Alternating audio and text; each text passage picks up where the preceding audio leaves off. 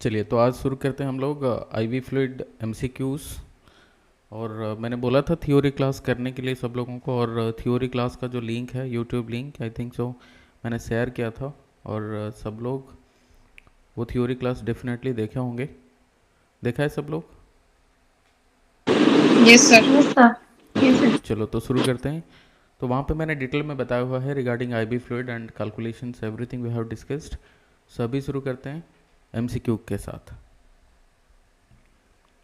तो चलिए शुरू करते हैं। पहला वाला एमसीक्यू है, select all the fluid spaces that make up the extra cellular compartment. ठीक है, क्वेश्चन ध्यान से याद रखो, ध्यान से समझो कि एक्स्ट्रा सेलुलर कंपार्टमेंट जो है वो, अच्छा मेरा वॉइस क्लियर है कोई सबके लिए? हाँ सर। हाँ, यस सर। तो select all the fluid spaces. यहाँ पे क्वेश्चन पूछा फ्लूइड स्पेस के रिगार्डिंग या बॉडी फ्लूइड कंपार्टमेंट के रिगार्डिंग। जो पूरा हमारा एक्स्ट्रा सेलुलर कंपार्टमेंट बनाता है इनमें से कौन है? ए ट्रांससेलुलर, बी इंट्रावास्कुलर या प्लाज्मा, सी इंटरस्टिशियल फ्लूइड या D none of the above.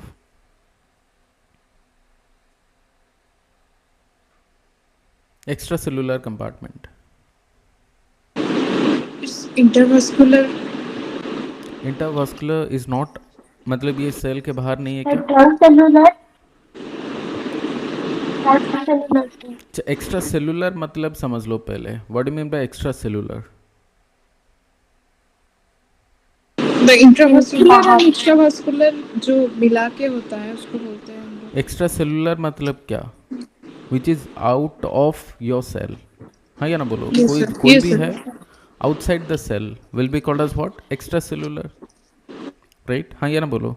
Yes वो सर। चाहे कोई यस ब्लड सर। वेसल हो, वो चाहे कोई भी चीज हो, बट इट शुड बी, जल्दी बताओ, it should be out of cell. Outside the cell. हाँ या ना बोलो, सिंपल आउट हाँ सेल सर। का यस बाहर सर। होना चाहिए। ठीक है, जो सेल के अंदर है उसे क्या बोल रहे हैं हम लोग? That is called ICF, intracellular. Intracellular. Right? अब ये सेल सेल के बीच में जो वाला आता है ये भी तो सेल के बाहर ही है ना? हाँ या ना बोलो, ये भी तो बाहर ही है। सो जो बीच बीच में यस आता है व्हाट इज दैट कॉल्ड? यहाँ पे जो आ रहा है fluid, this is called ECF, extra cellular fluid. हाँ या ना बोलो, या इंट्रासेलुलर फिर फ्लूइड। इंटरस्टिशियल फ्लूइड हम लोग बोलते हैं। हाँ या ना बोल दो। हाँ, interstitial fluid sir. Yes, very good. Next आते हैं, अगर ये ब्लड वेसल के अंदर जो है इसे क्या बोल देंगे? Intra vascular fluid, intra vascular. और क्या फ्लूइड है बताओ? मान के चलते हैं जैसे सीएसएफ हो गया, ठीक है, ब्रेन के अंदर है, ठीक है। और क्या हो जाता है? जॉइंट के अंदर है, फॉर एग्जांपल जॉइंट के अंदर क्या? Synovial fluid. Is it correct? समझ में आ रहा है? हाँ या ना बोलो। यहाँ पे भी कुछ फ्लूइड होता है, सीएसएफ, सीएसएफ भी होता है। और आई के अंदर क्या है बताओ? Vitreous humour, aqueous humour. हाइड्रोस्कीमर। हाँ या ना बोलो, वाइट्रस ह्यूमर, एक्वस ह्यूमर, ये सारे हो जाते हैं। ये सारे जो फ्लूइड हैं इसे क्या बोलते हैं? This are called trans cellular. क्या बोलते हैं इसको? Trans cellular. ट्रांससेलुलर। इसे क्यों ट्रांस सेल्यूलर बोला जाता है?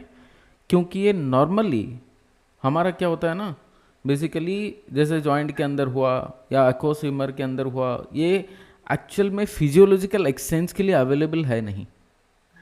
ठीक है, ये पूरा अंदर में बैठा हुआ है, ये सारे this are called third space के अंदर जो बेसिकली है वो सीएसएफ हो जाता है, एक्वस ह्यूमर हुआ, वाइट्रस ह्यूमर हुआ, लिम्फ या फिर साइनोवियल फ्लूइड हुआ। So this are called as what? The transcellular fluid, transcellular fluid. ठीक है, तो यहाँ पे क्या क्या चीज़ हमने पढ़ा? एक है सेल के अंदर कुछ फ्लूइड होता है, what is that called? ICF. Intracellular. हाँ, एंड सेल सेल के बीच में जो आता है इसे बोल दिए एक्स्ट्रा सेलुलर फ्लूइड। ठीक है, और जो ब्लड वेसल के अंदर है उसे बोल दिए इंट्रावास्कुलर। इंट्रावास्कुलर। जो ब्रेन, जॉइंट, आई यहाँ पे जो है उसे बोल रहे हैं क्या? Trans cellular fluid. ट्रांससेलुलर। समझ में आ रहा है? अब यहाँ पे मुझे ये बताओ कि सेल के बाहर कौन है? बताओ, जो एक्स्ट्रा सेलुलर कंपार्टमेंट हम बोल रहे हैं, सेल के बाहर कौन है? क्या ईसीएफ सेल के बाहर है या अंदर है? बताओ। बाहर है सर। बाहर ही है। तो ईसीएफ को क्या बोलते हैं? इंटरस्टिशियल बोलेंगे, हाँ है ना? बोलो। सो अच्छा, दिस इज ऑल्सो interstitial, हाँ, करेक्ट yes, आंसर। ये भी एक्स्ट्रा सेलुलर है, राइट? हाँ या ना? बोलो।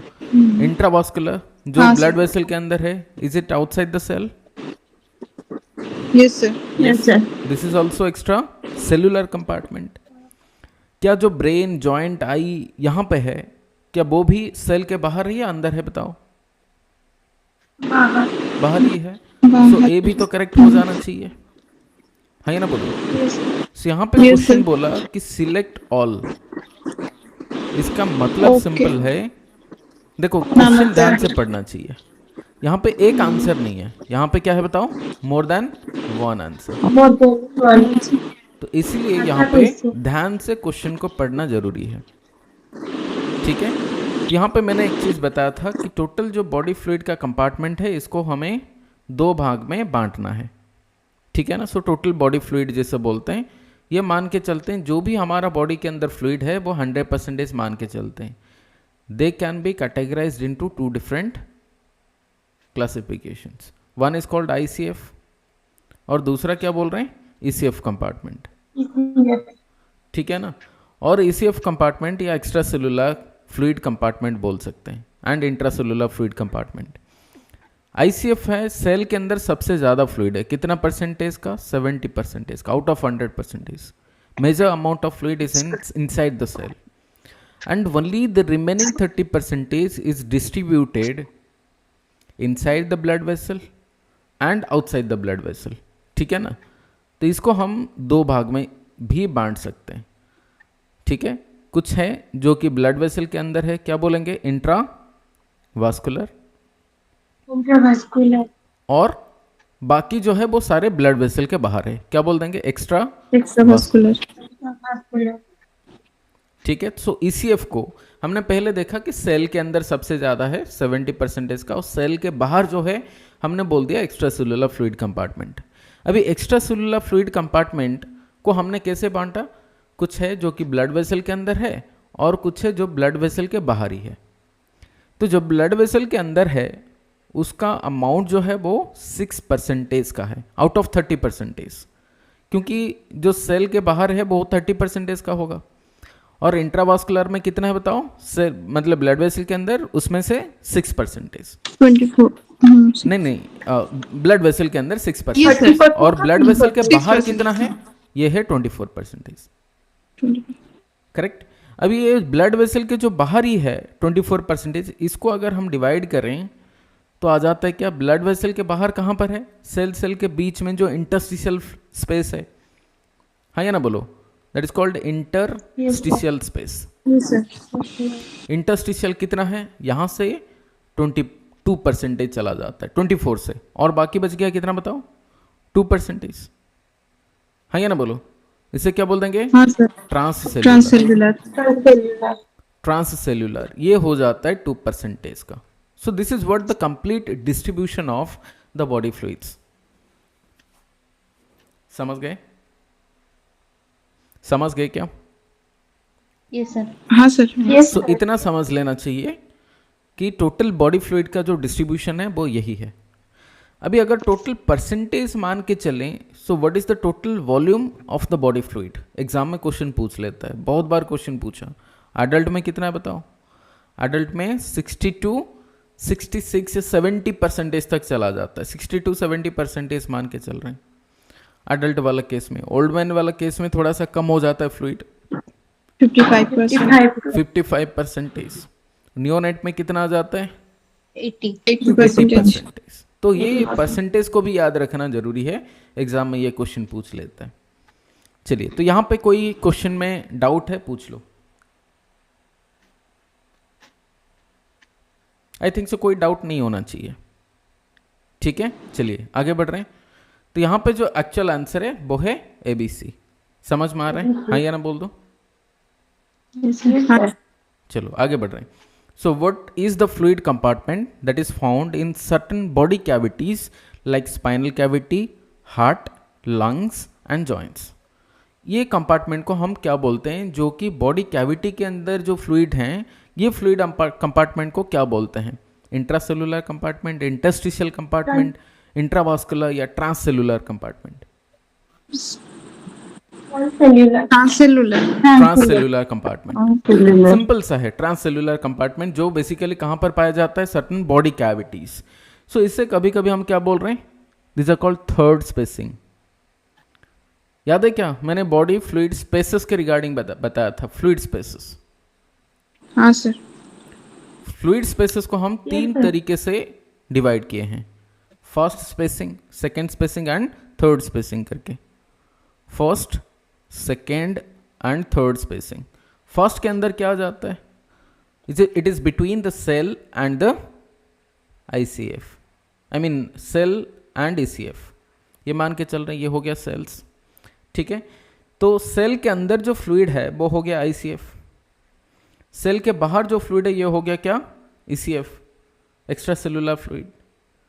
यहाँ पे एक्सचेंज होता है ICF एंड ECF के बीच में जो फ्लूइड एक्सचेंज होता है, सो दिस इज कॉल्ड, जल्दी बताओ, the first spacing. First spacing समझ में आ रहा है क्या?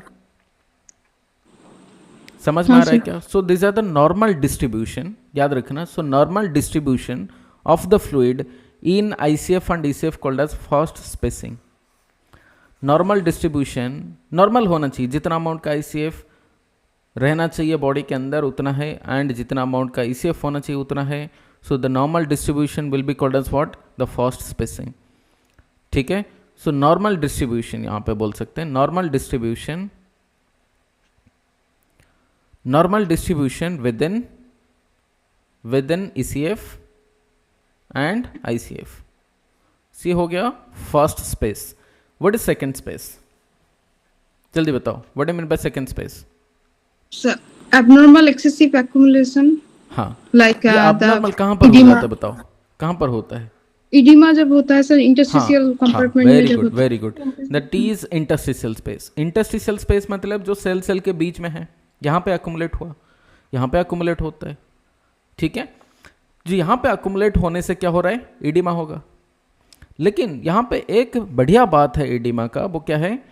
यहाँ से फ्लूइड का एक्सचेंज हो सकता है, वो ICF को जा सकता है, ECF को जा सकता है, यहाँ से ब्लड वेसल के अंदर भी जा सकता है, हाँ या ना? ऐसे भी यहाँ पे एक्सचेंज हो सकता है, ECF to ICF, ICF to intravascular space. तो यहाँ पे जो ECF के अंदर जमा हुआ है, इंटरस्टिशियल स्पेस के अंदर जो फ्लूइड जमा हुआ है, this is available for exchange, हाँ या ना? बोलो, समझ में आ रहा है क्या? यहाँ पे अबनॉर्मल अकुमुलेशन हुआ है, but this is available for the exchange, हाँ या ना? बोलो, हाँ sir. so this is abnormal excess fluid but available for, जल्दी बताओ, available for exchange, physiological exchange. very good, available for physiological exchange, that is what called as second space। Extra amount का जो fluid जमा हो गया उससे बोल रहे हैं second space. What is third space? Here the physiological exchange will be not, जहां पर नहीं होता, ठीक है ना। और वो बॉडी कैविटी वगैरह में जो अकुमुलेट हो जाता है, यहाँ पर जैसे ट्रांससेलुलर कंपार्टमेंट हुआ, वो चाहे स्पाइनल कैविटी हो गया, हार्ट के अंदर, लंग्स के अंदर मान के चलते हैं, या फिर जॉइंट के अंदर, और मान के चलते हैं जैसे प्लूरल कैविटी हुआ, हाँ या ना? So this are going to be called as what? The third space. समझ में आ रहा है? समझ में आ रहा है क्या? Yes sir. चलो, यहाँ पे हार्ट मतलब ये समझ मत लेना कि हार्ट के अंदर मतलब हार्ट का चैम्बर, मान के चलते हैं कार्डियक टैम्पोनेंट हुआ, समझ रहे हो ना? कार्डियक टैम्पोनेंट हुआ तो यहाँ पे तो फ्लूइड अकुमुलेट हो जाता है, मतलब हार्ट का वॉल के अंदर, वहाँ पे तो कोई एक्सचेंज नहीं बनेगा ना, बस समझ रहे हो ना? ये ट्रैप हो जाता है वहाँ पे, तो इसीलिए इसे नहीं बोलेंगे कि ये एक्सचेंज के लिए अवेलेबल है। समझ रहे हो, हाँ या ना? बोलो। चलो, तो यहाँ पे कोई डाउट बता दो, समझ में आ गया सबको? Yes sir. चलो आगे बढ़ रहे हैं। नेक्स्ट क्वेश्चन है, what type of fluid below has a low osmolarity? What type of fluid below has a low osmolarity? पहले ये समझ लो, what do you mean by osmolarity? बताओ, कौन बोलेगा? What do you mean by osmolarity? Sir, the amount of salt or solute in the osmolarity, so in the liter per body weight. Very good. मैंने body body water. Wait नहीं, Body पर water, litre sir. Solvent. पर litre solvent मान के चलते हैं. यहाँ पे हमने कुछ फ्लूइड लिया, वो चाहे पानी हो कुछ भी हो, इसके अंदर हमने कुछ सॉल्ट डाल दिया.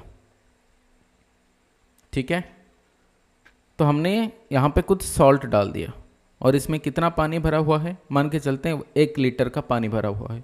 तो हम बोलेंगे यहाँ पे क्या, यहाँ पे मान के चलते हैं कितना सॉल्ट है, 3 2 5, ये हो गया 9. सो 9 सॉल्ट्स पर, जल्दी बताओ कितना, 1 litre water. For example, what is this called? This is called osmolarity. Osmolarity. जी. समझ गए. अगर 1 लीटर ना बोल के हम बोलेंगे कि 1 केजी हमने पानी लिया था, तो क्या बोलेंगे कि 9 सॉल्ट्स हैं पर 1 केजी वाटर. है या ना बोलो. अभी यहाँ पे ऑस्मोलैरिटी नहीं बोलेंगे क्योंकि यहाँ पे यूनिट चेंज हो गया, लीटर से केजी हो गया. तो क्या बोलेंगे, नाउ दिस इज कॉल्ड ऑस्मोलालिटी. ऑस्मोलालिटी. दोनों में ये डिफरेंस समझ लो. क्या डिफरेंस है, कुछ डिफरेंस नहीं है.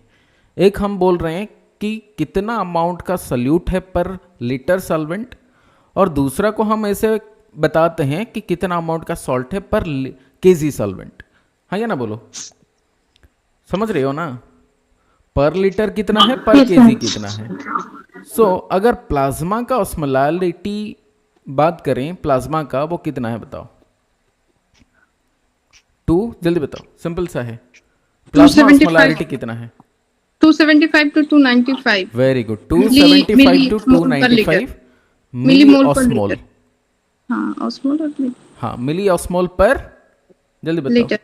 Liter. हाँ, अगर ऑस्मोलारिटी है पर लीटर हो Per जाएगा. kg. हाँ. हाँ, पर लीटर बॉडी वाटर. है या ना बोलो. हाँ सर. अगर मैं ये बोल दूं कि यूरिन का ऑस्मोलैरिटी कितना है, तो कितना हो जाएगा. This is between 100 to 900. 100 to 900 milli osmole. है या ना. Milli osmole per litre body fluid. है या ना, बोल दो. हाँ सर. याद रखना दोनों के बीच में ये डिफरेंस रहता है. यूरिन में ज़्यादा फ्लक्चुएशन होता है. क्यों होता है बताओ. क्योंकि यूरिन के अंदर इलेक्ट्रोलाइट का मेंटेनेंस के लिए, इलेक्ट्रोलाइट बैलेंस मेंटेन करने के लिए वो ज़्यादा पानी कभी छोड़ देता है, कभी पानी रख लेता है. हाँ या ना बोलो. हाँ सर. तो जब पानी रह जाता है, पानी ज़्यादा नहीं जाता, इलेक्ट्रोलाइट ज़्यादा चला जाता है, तो ऑस्मोलालिटी बढ़ जाता है. और जब पानी पूरा ज़्यादा चला जाता है, मान के चलते हमने ज़्यादा पानी पी लिया, तो पानी को ज़्यादा निकलना है, तो डाइल्यूट हो जाएगा यूरिन. तो डाइल्यूट होने से ऑस्मोलैरिटी कम हो जाता है. So this is going to be fluctuating between 100 to 900. यहाँ पे ज़्यादा फ्लक्चुएशन होता है. लाइक प्लाज्मा में उतना ज़्यादा फ्लक्चुएशन नहीं है. Plasma has a very thin line of difference, 275 to 295, whereas urine का 100 to 900. तो इसलिए होता है क्योंकि यूरिन को बार बार क्या होना पड़ता है, डाइल्यूट होना पड़ता है, या फिर कभी कंसेंट्रेट हो जाता है, डिपेंडिंग ऑन कि हमारा डिहाइड्रेशन है या फिर ओवर हाइड्रेशन हो गया. सो डिपेंडिंग ऑन दैट ये ज़्यादा फ्लक्चुएशन होता रहता है. पर प्लाज्मा का मतलब ज़्यादा मतलब फ्लक्चुएशन नहीं होता. समझ गए. चलो. सो यहाँ पे ऑस्मोलैरिटी तो समझ में आ गया. अभी यहाँ पे क्वेश्चन पूछा, इनमें से कौन सा है जो लो ऑस्मोलैरिटी वाला है. हमने बोला कि प्लाज्मा का ऑस्मोलैरिटी जो है वो कितना है बताओ, 275 to 295. अभी इनमें से कौन सा है जिसका osmolarity will be less than 275, that is what called as low osmolarity. इनमें से कौन सा सलाइन है जिसका ऑस्मोलैरिटी कम है. ये सिंपल So 0.45% normal saline. मतलब सिंपल सा है. हाँ, व्हाट इज finish. दैट. अगर मैं बोल दूं प्लाज्मा कंसेंट्रेशन, तो प्लाज्मा कंसेंट्रेशन, हाँ, तो प्लाज्मा कंसेंट्रेशन या ऑस्मोलैरिटी जिसे बोलते हैं, प्रो प्लाज्मा का कितना है, 275 to 295. अभी यही वाला कंसेंट्रेशन के साथ जो मैच कर लेगा, ठीक है ना, उसे क्या बोल देंगे, आइसोटोनिक. है ना बोलो. आइसोटोनिक मतलब दिस इज इक्विवेलेंट टू, अगर कोई भी आईवी फ्लूइड है, अगर इसको आइसोटोनिक बोलना है, इसका मतलब क्या, द फ्लूइड कंसेंट्रेशन, फ्लूइड का concentration should be equivalent to plasma concentration, है ना? बोलो, अगर मैं ये बोल दूं hypotonic saline, what do you mean by hypotonic? जहां पर फ्लूइड का कंसेंट्रेशन क्या होना चाहिए बताओ? कम होना चाहिए, लेस होना चाहिए। कम होगा। है या ना? बोलो, so fluid concentration should be less compare to the plasma concentration, simple सा। Concentration. What do you mean by hypertonic? जहां पर फ्लूइड कंसेंट्रेशन क्या होना चाहिए? ज्यादा होना चाहिए कंपेयर टू प्लाज्मा कंसेंट्रेशन। ज्यादा होगा प्लाज्मा का। एग्जैक्टली, तो फ्लूइड कंसेंट्रेशन जहां पर कम है, इसका मतलब it should be less than 275, है या ना? बोलो, अगर फ्लूइड कंसेंट्रेशन ज्यादा है, इसका मतलब it should be more than 295। हमें राइट समझ में आ रहा है क्या? यही तो है बात। इसलिए तो हमें मतलब पता होना चाहिए कि प्लाज्मा का कंसेंट्रेशन कितना है, समझ गए?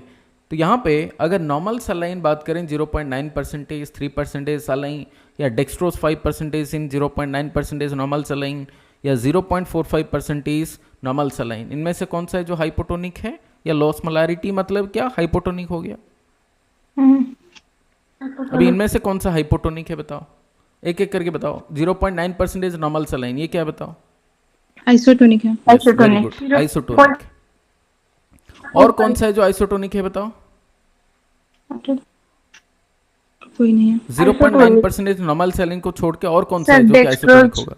Dextrose 5, D5 in dextrose 5% in water, D5W जिसे नॉर्मल बोलते हैं। Saline. No sir, that one is D5W hyper. मतलब dextrose 5% in water, Yes. D5W जिसे बोलते हैं। ये हो गया नंबर 2। और क्या है बताओ? डेक्सट्रोज 5%। और क्या थर्ड? D5। D5 बिल्कुल नहीं, D5W, इसलिए तो बोल दिया ना, D5W हो गया ना वही डेक्सट्रोज 5। और क्या? RL, Ringer lactate, RL। Ringer lactate है। लेकिन D5W का एक झोल है, मैं आगे MCQ में बताऊंगा। D5W आइसोटोनिक से ज़्यादा हाइपोटोनिक जैसा काम करता है, हम आगे बढ़ेंगे इसके रिगार्डिंग, ठीक है? सो D5W का एक प्रॉब्लम है, वो बात करेंगे आगे जाके। अभी RL के रिगार्डिंग समझते हैं। तो RL क्या है बताओ? आइसोटोनिक है। इसको अदरवाइज क्या बोलते हैं? Hartmann solution. क्या बोलते हैं इसको? Hartmann solution. Hartmann solution exam में क्वेश्चन पूछ लेगा, याद रखना। The fluid of choice in burn, burn वाला केस में इसको फ्लूइड ऑफ चॉइस माना जाता है ना? बोलो, बर्न वाला केस में फ्लूइड ऑफ सॉल्यूट मतलब फ्लूइड ऑफ चॉइस माना जाता है आरएल को। अभी 3% सलाइन मतलब क्या? This is going to be your hypertonic. Hypertonic कौन सा वाला केस में दिया जाता है? Most commonly in case of cerebral oedema. Sodium less cerebral oedema वाला केस में एडिमा को कम कराने के लिए हाइपरटोनिक सलाइन या 3% सलाइन दिया जाता है, या फिर क्या दिया जाता है? मैनिटॉल। ठीक है ना? आईसीपी कम कराने के लिए 3% नॉर्मल सलाइन या मैनिटॉल को दिया जाता है सेरेब्रल एडिमा या आईसीपी कम कराने के लिए। सो मैनिटॉल एंड 3% नॉर्मल सलाइन अगर कंपैरिजन के तौर पर देखा जाए तो most safest is your 3% saline and has equal effect. 3% जो नॉर्मल सलाइन है इसका सिमिलर इक्वल इफेक्ट है लाइक मैनिटॉल, इसलिए बेहतर है कि मैनिटॉल क्या है? ऑस्मोटिक डाययूरेटिक्स है या ना? This is going to be osmotic diuretics. तो ऑस्मोटिक डाययूरेटिक्स से बेहतर है कि क्या दे दो भाई? 3% सलाइन दे दो, ठीक है? 3% सलाइन का जो काम है मैनिटॉल का जो काम है वही 3% सलाइन कर देता है विथ लेस साइड इफेक्ट, तो बेहतर आजकल इसको चूज किया जाता है। अगर डेक्सट्रोज 5 इन 0.9% नॉर्मल सलाइन, इसका मतलब क्या? ये क्या हो गया? डीएनएस हो गया ना? समझ रहे हो ना? इसे क्या बोलते हैं? डीएनएस बोलते हैं। डेक्सट्रोज 5% इन 0.9% नॉर्मल सलाइन, डीएनएस का तो नाम सुना होगा, तो डीएनएस ही है। इसको लंबा चौड़ा करके लिख दिया, पर है क्या? DNS, right? डीएनएस है क्या? DNS is hypertonic. अगर ये बोलता कि डेक्सट्रोज 5% इन वाटर, तो क्या होता बताओ? इन वाटर ये होता आइसोटोनिक। बात समझ गए? डेक्सट्रोज 5% इन नॉर्मल सलाइन मतलब डीएनएस हाइपरटोनिक है। Dextrose 5% in water is called isotonic. Difference याद रखना. So anything less than 0.9% of normal saline, anything कोई भी हो कंसेंट्रेशन का स्ट्रेंथ, पर 0.9% से कम है मतलब ये क्या, हाइपोटोनिक. हाइपोटोनिक. तो यहां पर हाइपोटोनिक क्या हो जाएगा, 0.45%. है या ना, बोलो. Now this is going to be on hypotonic saline. ठीक है ना. तो इसे क्या बोल रहे हैं हम लोग, hypotonic saline. Normal saline has a low osmolarity. अभी टोटल जो आईबी फ्लूइड है ना, इसको हम कितने तरीके से, मतलब कितने टाइप्स का मानते हैं, 2 टाइप्स का. हाँ या ना बोलो. सो आईबी फ्लूइड्स का जो टाइप्स है वो क्या टाइप्स है बताओ. 2 टाइप्स का है. क्या, एक है क्रिस्टलॉइड, दूसरा जल्दी बताओ, कलॉइड. Colloids. ठीक है. और कभी कभी और एक टाइप है जिसे बोलते हैं Blood and blood blood and blood products. Product. ठीक है ना. सो आईवी फ्लूइड को हम 3 तरीके से बांट सकते हैं. ठीक है, 3 तरीके से बांट सकते हैं. क्या क्या, एक है IV fluid, I mean sorry crystalloid, और दूसरा क्या है बताओ, कलोइड है, कलर. और तीसरा है blood and blood product. Blood and blood. ठीक है, ब्लड प्रोडक्ट. क्रिस्टलॉइड के अंदर हमने 3 तरीके का आईवी फ्लूइड पढ़ते हैं. क्या क्या, एक हो गया आइसोटोनिक, एक हो गया क्या, हाइपोटोनिक, और तीसरा है जिसे हाइपरटोनिक बोलते हैं. करेक्ट, समझ में आ गया. यस और सर. जो मैंने क्लास दिया था इसके रिगार्डिंग और डिटेल में बताया गया है, क्रिस्टलॉइड क्या है, आइसोटोनिक के अंदर क्या क्या चीज़ें आता है, वो सारी चीज़ें. और यहाँ पे ज़्यादा टाइम हम नहीं लेंगे, बट यहाँ पे पूरा डिटेल में मैंने बताया हुआ है. जो क्लास मैंने अपलोड किया था, मतलब भेजा था, उसमें डिटेल में बताया कॉलॉइड क्या है, डेक्सट्रान, स्टार्च, जेलाटीन एंड हेमैक्सिल जो है इम्पोर्टेंट है, एंड ह्यूमन एल्बुमिन वगैरह. सबसे बेस्ट और नेचुरल कॉलॉइड जिसे मानते हैं ह्यूमन एल्बुमिन. ज़्यादा कॉस्ट है इसलिए हम यूज़ नहीं करते, पर human albumin is the best and natural colloid माना जाता है. सो जो भी हो, सो कॉलॉइड को छोड़ के फिर blood and blood product, platelet, plasma, then whole blood आ जाता है, एफएफपी आ जाता है. वो सारी चीज़ें हम यहाँ पे ज़्यादा डिटेल में बात नहीं करेंगे, पर है ये सारे क्लासिफिकेशन. थ्योरी वाला क्लास अगर नहीं देखे हो वो वाला देख लो. So what type of fluid below has a low osmolarity, answer is 0.45% normal saline. कोई डाउट बताओ. No sir. No sir. चलो. और हाइपरटोनिक के अंदर एक आता है, जैसे D5 को छोड़ के D10 आ जाता है हाइपरटोनिक के अंदर, है या ना. और क्या आ जाता है, D25 आ जाता है, D50 आ जाता है, और डैरोज सोल्यूशन. याद है क्या, डैरोज सोल्यूशन. इसमें क्या होता है बताओ, मैक्सिमम पोटासियम इसके अंदर Potassium रहता है. concentrates. हाँ, तो ये ज़्यादातर हाइपोकैलेमिया वाला पेशेंट को डायरोज सोल्यूशन दिया जाता है. चलिए आगे बढ़ रहे हैं. नेक्स्ट क्वेश्चन है, what is the only fluid type that can be administered with the blood product. अगर हमने ब्लड ट्रांसफ्यूजन कराना है, ब्लड ट्रांसफ्यूजन के टाइम या बिफोर एंड आफ्टर कौन सा सलाइन है जो रिकमेंडेड है, कौन सा वाला सलाइन देना चाहिए.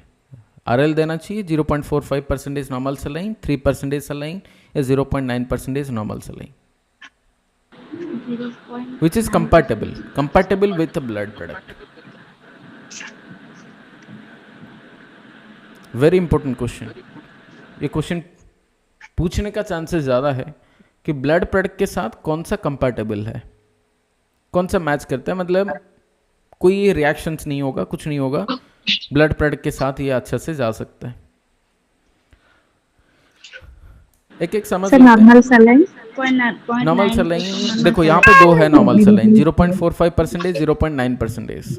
कौन सा वाला देंगे, 0.9%. 0.9%. क्यों लग रहा है बताओ ऐसे, कभी दिया है वैसे ब्लड ट्रांसफ्यूजन से पहले, या फिर कुछ किया है वैसे. सर हाँ सर, जो 9% सलाइन, वो जो जब भी क्लॉट हो जाता है, जो ट्रांसफ्यूजन के टाइम तो फ्लास्क भी करते हैं. Very good. तो नॉर्मल सैलाइन का मैं बताता हूँ, जब ब्लड ट्रांसफ्यूजन किया जाता है कैसे हम यूज़ करते हैं नॉर्मल सैलाइन को, वो भी मैं बताऊँगा. रिंगर लैक्टेट क्यों नहीं दिया जाता उसके रिगार्डिंग भी बताऊँगा. यहाँ पे एक्चुअल जो आंसर है ना वो ऑप्शन डी है, नॉर्मल सैलाइन. रिंगर लैक्टेट को नहीं दिया जाता, मतलब ये एब्सोल्युटली कंट्राइंडिकेटेड है, बिल्कुल नहीं देना चाहिए ब्लड प्रोडक्ट के साथ। क्यों नहीं देना चाहिए? There is a specific reason कि अगर हम आरएल को देते हैं तो आरएल के अंदर क्या है बताओ? आरएल का कंपोजिशन अगर देखो क्या है बताओ, कौन बोलेगा? So what are the compositions of RL? अगर देखोगे वहां पे लिखा होगा each 100 ml contains, each 100 ml contains क्या है बताओ इसके अंदर? एक है बताओ, sodium chloride, lactic acid. Sodium chloride, पहले लैक्टिक एसिड इसके अंदर होता है, कितना होता है? 0.24%। ठीक है ना, 0.24% लैक्टिक एसिड होता है वॉल्यूम बाय वॉल्यूम, या फिर वेट बाय वॉल्यूम है तो 0.32% वेट बाय वॉल्यूम होता है। मतलब सिंपल सा ये मान लो लैक्टिक एसिड है इसमें। नंबर 2 अगर कंपोजिशन इसका देखेंगे तो क्या है बताओ? Sodium chloride. ठीक है, सोडियम क्लोराइड कितना है बताओ? 100 ml में 0.60 ग्राम। ठीक है, 0.6। जहां पर नॉर्मल सलाइन में कितना है बताओ? 0.9 है, तो आरएल में कितना है? 0.6। समझ गए? हाँ या ना बोलो? आरएल में कितना है बताओ? 0.6। नॉर्मल सलाइन में कितना है? 0.9। 9, ठीक है, आरएल में कितना है? 0.6। अभी नंबर 3 कंपोजिशन इसका है, सोडियम क्लोराइड है, पोटेशियम क्लोराइड, कैल्शियम क्लोराइड। 3 याद रखना, क्या क्या? सोडियम, पोटेशियम, कैल्शियम, सबका क्लोराइड। सोडियम क्लोराइड हो गया, और क्या हो जाता है? पोटेशियम क्लोराइड हो गया। पोटेशियम क्लोराइड कितना है? 0.04 ग्राम। नंबर 4 और क्या जाता है? Calcium chloride. कैल्शियम क्लोराइड का कंपोजिशन मतलब अमाउंट कितना है? 0.027। ठीक है, तो सबका क्लोराइड और साथ में सोडियम, पोटेशियम एंड कैल्शियम है। तो क्या क्या मिलेगा इसमें? अगर इसको पेशेंट को दे देते हैं तो पेशेंट को देने से क्या क्या मिलेगा? एक मिल जाएगा सोडियम मिल जाएगा पेशेंट को, और क्या मिलेगा? पोटेशियम मिलेगा। नंबर 3 क्या मिलेगा? क्लोराइड मिलेगा। और क्या मिलेगा? कैल्शियम मिलेगा। और क्या मिलेगा? लैक्टिक एसिड मिलेगा। हाँ या ना बोलो? ये सारे बॉडी के अंदर जाएंगे और डिवाइड हो जाएंगे, क्लोराइड अलग, सोडियम अलग, पोटेशियम अलग, क्लोराइड अलग, वो सब अलग हो जाएंगे। अभी ये चीज़ें मिल जाता है पेशेंट को, क्या? सोडियम मिलेगा, पोटेशियम मिलेगा, क्लोराइड मिलेगा, कैल्शियम, लैक्टिक एसिड, ये सारे मिलेगा। हाँ या ना बोलो? अब ये जो कैल्शियम यहाँ पे है, तो कैल्शियम का क्या प्रॉब्लम है? कहाँ पर है? आरएल के अंदर है ना। सो आरएल का अगर मतलब देखोगे, ऑस्मोलारिटी जो पढ़े थे हम लोग, ऑस्मोलारिटी आरएल का कितना है बताओ? आरएल का 280 मिली ऑस्मोल पर लीटर। मिली ऑस्मोल पर लीटर, इसका मतलब क्या? 280 मतलब हमने पढ़ा था ना 275 to 295 के बीच में होना चाहिए। है ना बोलो? क्या किसका है बताओ? प्लाज्मा का। Plasma concentration should be 275 to 295। RL का कितना है बताओ? 280। That's why it is called as what? Isotonic solution. समझ में आ रहा है? हाँ या ना बोलो? इसीलिए क्या बोलते हैं? आइसोटोनिक बोल रहे हैं। समझ में आ रहा है क्या? समझ में आ रहा है क्या? चलो अब यहाँ पे समझ लेते हैं कि आरएल का जो कंपोजिशन है हमने देखा, इसमें क्या है बताओ? कैल्शियम है, कैल्शियम क्लोराइड है। अगर कैल्शियम आरएल के अंदर है तो फिर ये प्रॉब्लम कराएगा जो ब्लड प्रोडक्ट हमारा होता है।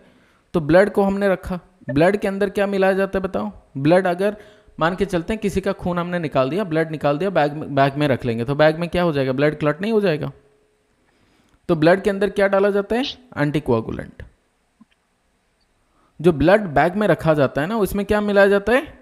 एंटीकोआगुलेंट। अगर एंटीकोआगुलेंट नहीं मिलाएंगे तो ब्लड क्या होगा? क्लॉट हो जाएगा। अभी इसमें एंटीकोआगुलेंट क्या मिलाया जाता है? साइट्रेट। समझ गए? तो ब्लड बैग के अंदर क्या है बताओ? साइट्रेट है। समझ गए? हाँ या ना बोलो? और आरएल के अंदर क्या है बताओ? आरएल के अंदर है कैल्शियम। आरएल के अंदर कैल्शियम, और ब्लड बैग के अंदर जो एंटीकोआगुलेंट मिला हुआ है वो है साइट्रेट। अब ये दोनों मिल जाएंगे, कैल्शियम साइट्रेट बना देंगे, और ब्लड क्या हो जाएगा?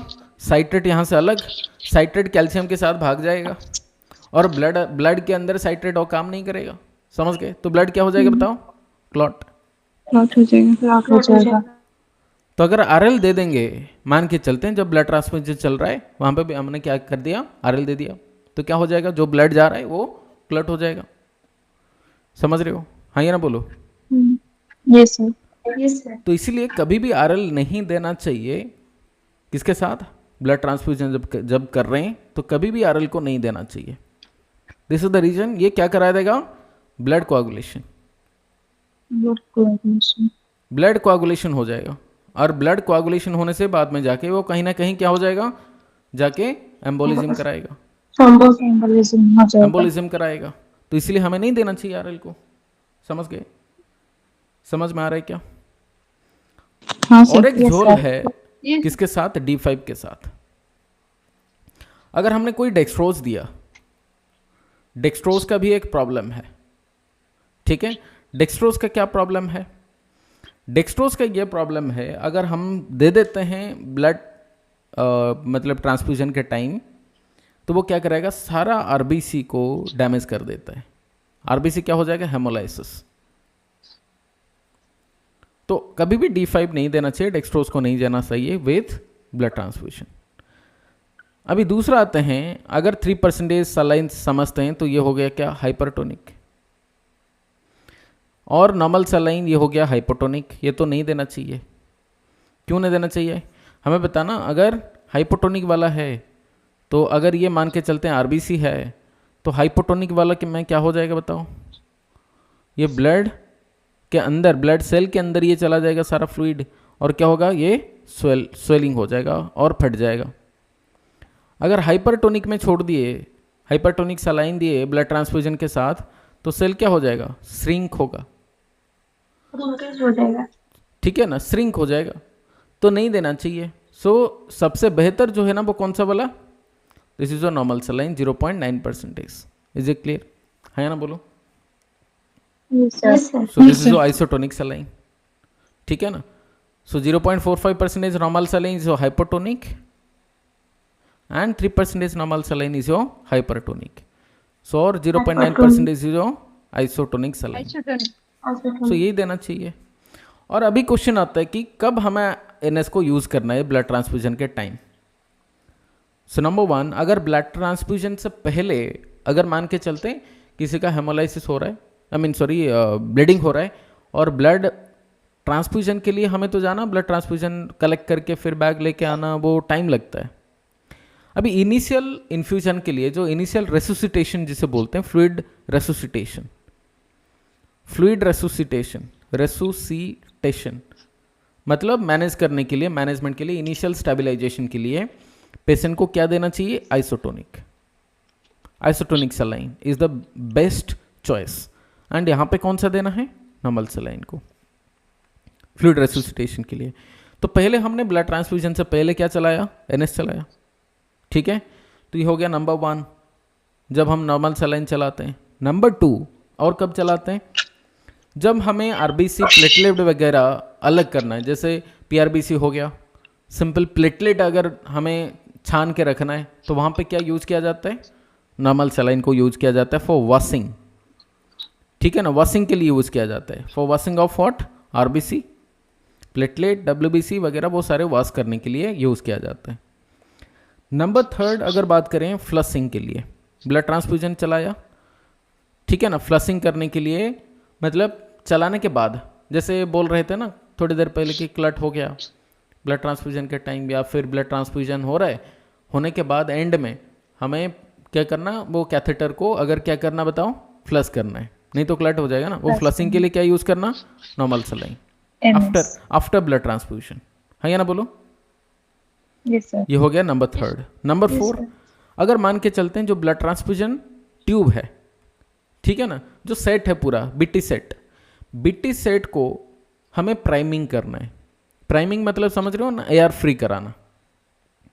कैसे एयर फ्री कराएंगे, नॉर्मल सलाइन को यूज करा सकते हैं। सो प्राइमिंग के लिए भी यूज करा सकते हैं इसको, समझ गए, हाँ या ना बोलो। इसे क्या बोलते हैं, एयर फ्री कराना, मतलब इसको बोलते हैं प्राइमिंग। समझ रहे हो क्या, समझ रहे हो क्या। Yes, sir. जो बीटी सेट अगर हमें लगाना है पेशेंट को ना, जैसे आईवी सेट लगाते हैं, नॉर्मल सलाइन मतलब कोई भी सलाइन मतलब बैग के अंदर हमने रखा, मतलब आईवी सेट को लगा के फिर पेशेंट को जब देते हैं, आईवी सेट को क्या करते हैं, पहले एयर फ्री कराते हैं। इसे क्या बोलते हैं, एयर फ्री कराना मतलब प्राइमिंग बोलते हैं। प्राइमिंग। राइट। अभी एयर फ्री अगर ब्लड ट्रांसफ्यूजन से पहले कराना तो ब्लड से थोड़ी ना करेंगे, क्या करेंगे, नॉर्मल सलाइन से। तो नॉर्मल सलाइन से प्राइमिंग किया जाता है, ये याद रखना है, समझ गए। तो ये हो गया Yes, sir. डिफरेंट पॉइंट्स जहां पर हमें नॉर्मल सलाइन को यूज करना है at the time of blood transfusion. कोई डाउट समझ में आ रहा है क्या? Yes sir. चलो आगे बढ़ रहे हैं। नेक्स्ट क्वेश्चन है, which fluid below is considered as an isotonic solution but works as hypotonic solution? D5 in water, इसे क्या बोलते हैं, D5W। lactated ringer solution, dextrose 10% in water, 0.33% normal saline। पहले ये समझ लो इनमें से कौन सा है जो कि आइसोटोनिक है नहीं। Considered as an isotonic solution, ये पूछा कि इनमें से कौन सा को हम आइसोटोनिक मानते हैं पर ये हाइपोटोनिक जैसा काम करता है। इनमें से पहले समझ लेते हैं कि आइसोटोनिक है नहीं, कौन सा है नहीं बताओ पहले। D5 in water. 10% ये आइसोटोनिक है क्या?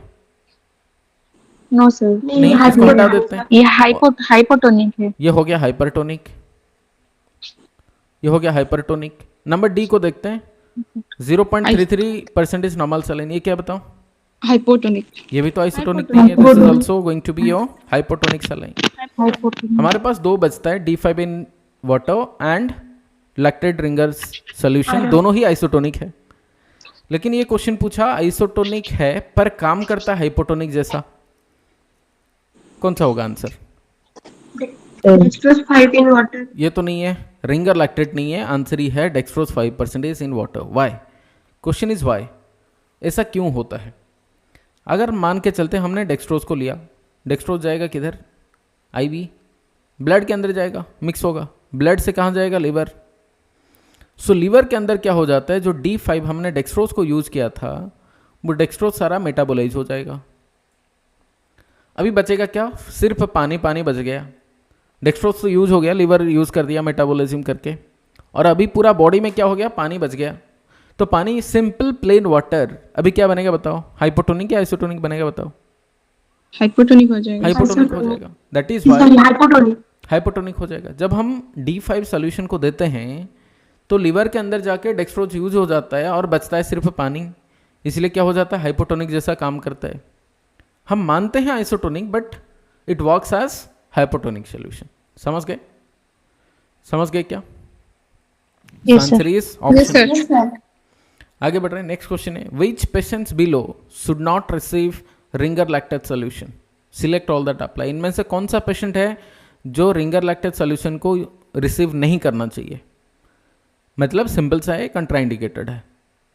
ठीक है, क्वेश्चन सिंपल है। इनमें से कौन सा है जहां पर रिंगर लैक्टेट कंट्राइंडिकेटेड होगा? Option A, patient with a mild case of metabolic acidosis, B a pre operative patient for abdominal surgery, C a patient experiencing hyperkalaemia, D a patient with liver failure. CD, hyperkalemia and liver failure. क्यों लग रहा है बताओ? Sir iron में तो potassium बेसी भी होता है, तो हाइपरकालेमिया में क्यों देंगे? Yes, very good. और वाई लिवर फेलियर? और लिवर में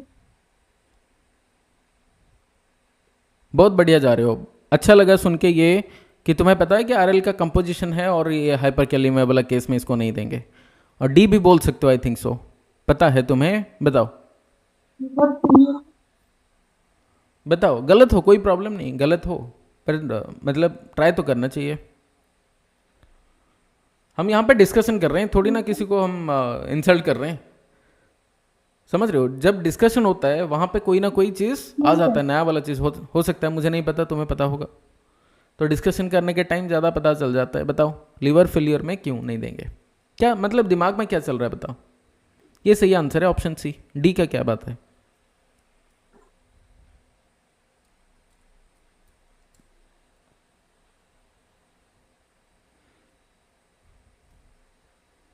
दिमाग में कुछ आ रहा है या नहीं बताओ? डी का नहीं है सर। नहीं सर, मेटाबॉलिक एसिडोसिस में भी नहीं देंगे क्योंकि यहाँ तो लैक्टिक एसिड प्रेजेंट। हाँ, लेकिन ये क्वेश्चन में एक ट्रिक पूछ लिया। क्या बताओ? Mild case. हाँ माइल्ड केस है। ठीक दे है ना, सकते मेटाबॉलिक एसिडोसिस में नहीं देते हैं 100%, एंड मेटाबॉलिक अल्कलोसिस में भी नहीं देंगे। जो मेटाबॉलिक एसिडोसिस हो या फिर metabolic alkalosis due to vomiting या फिर एंजिट्यूब सक्शन कर दिया, मेटाबॉलिक अल्कलोसिस हो गया, तो वो वाला केस में भी नहीं देंगे रिंगर लैक्टेट को, वो भी और ख़राब करेगा कंडीशन को। तो मेटाबॉलिक एसिडोसिस मतलब in case of severe form of metabolic acidosis and alkalosis Ringer lactate is not the choice. समझ गए? But mild cases of metabolic acidosis it's fine. अगर mild case of metabolic acidosis है it's fine, no problem. Liver failure वाला case मैं बताता हूँ। यहाँ पे क्या होता है, हमने पढ़ा कि जो कंपोजिशन है रिंगर लैक्टेट का वो क्या है बताओ। एक है नंबर 1 लैक्टिक एसिड है ना, बोलो, लैक्टिक एसिड, या फिर इसे क्या बोलते हैं, लैक्टेट बोलते हैं। नंबर 2 क्या है बताओ इसमें, लैक्टिक, सोडियम क्लोराइड है। सोडियम क्लोराइड, नंबर 3 क्या है बताओ, पोटासियम क्लोराइड है। नंबर पोटेशियम 4 क्या है क्लोराइड, बताओ, कैल्शियम क्लोराइड है। कैल्शियम अब क्लोराइड। यहाँ पे जब आरएल हम चढ़ाते हैं पेशेंट को, वो लैक्टिक एसिड जाएगा बॉडी के अंदर या फिर लैक्टेट जाएगा, ये पहुंचेगा किधर, लीवर के पास। लीवर का काम है ये लैक्टेट को बदल देता है। लैक्टेट को बदल के क्या बनाता है, बाइकार्बोनेट। समझ रहे हो क्वेश्चन, क्या बनाता है बताओ, यस सर, बाइकार्बोनेट बनाता है। सो लैक्टेट को बदल के बाइकार्बोनेट। बाइकार्बोनेट बना दिया। मान के चलते हैं किसी का लीवर खराब है, क्या ये बदल पाएगा लैक्टेट से बाइकार्बोनेट? नहीं, कन्वर्शन नहीं होगा। अगर कन्वर्शन नहीं होगा तो बॉडी के अंदर क्या बनेगा, लैक्टिक एसिड बढ़ता जाएगा, है ना, बोलो। अगर लैक्टेट बढ़ता जाएगा तो क्या होगा, there will be metabolic acidosis. So हमें नहीं देना चाहिए, समझ गए। सो लैक्टेट का लेवल बढ़ता जाएगा, तो ये अगर बाइकार्बोनेट बढ़, सो लीवर फेलियर वाला केस में भी हमें रिंगर लैक्टेट को नहीं देना। And even in case of hyperkalaemia, because इसके अंदर पोटेशियम होता है, आरएल के अंदर सोडियम, पोटेशियम, कैल्शियम होता है, क्लोराइड होता है, लैक्टेट होता है, तो हमें नहीं देना चाहिए। समझ गए, समझ गए क्या? यस सर, चलो, सो और क्या क्या कंडीशन है जहां पर आरएल कॉन्ट्राइंडिकेटेड है। आरएल कॉन्ट्राइंडिकेटेड कौन सा वाला केस है? एक तो हमने मान लिया क्या, हाइपरकैलेमिया वाला केस में, और दूसरा हमने पढ़ लिया क्या, अगर लिवर डिजीज है, लिवर डिजीज है ये वाला केस में नहीं देंगे। नंबर 3 यहाँ पे और भी एक पढ़ लिया, severe metabolic acidosis, severe metabolic acidosis, ये वाला केस में भी नहीं देंगे, क्योंकि इसके अंदर लैक्टिक एसिड है। आरएल के अंदर क्या है बताओ, लैक्टिक एसिड है, और ज़्यादा लैक्टिक एसिड देंगे तो क्या होगा, मेटाबॉलिक एसिडोसिस और भी खराब होता जाएगा। बढ़ेगा।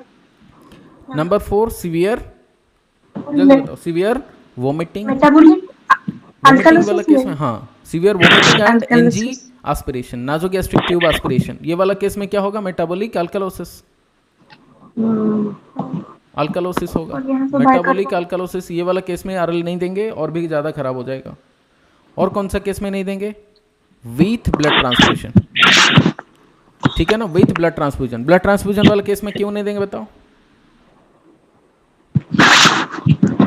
वो कैल्शियम प्रेजेंट है ना, हाँ, कैल्शियम के साथ साइट्रेट जो, यस, कैल्शियम के साथ जो साइट्रेट होता है वो क्या करेगा, हाँ, क्लॉट कर देगा ब्लड ब्लड। क्लॉटिंग। बिल्कुल, इसलिए हम नहीं देते हैं। ये समझ गए? देखो सिंपल लॉजिक अगर समझ लोगे ना, तो फिर बाद में जाके तुम्हें और याद रखने के लिए दिक्कत नहीं होगा, आराम से याद रख सकते हो फिर, राइट? समझ गए? Yes yes sir, renal failure पे भी नहीं दे सकते। क्या क्या, और एक बार बोलो, क्या पूछ रही हो? रेनल फेलियर, हाँ, रेनल फेलियर वाला केस में भी नहीं देंगे, ठीक है। रेनल फेलियर या कंजेस्टिव हार्ट फेलियर है किसी का, ठीक है ना,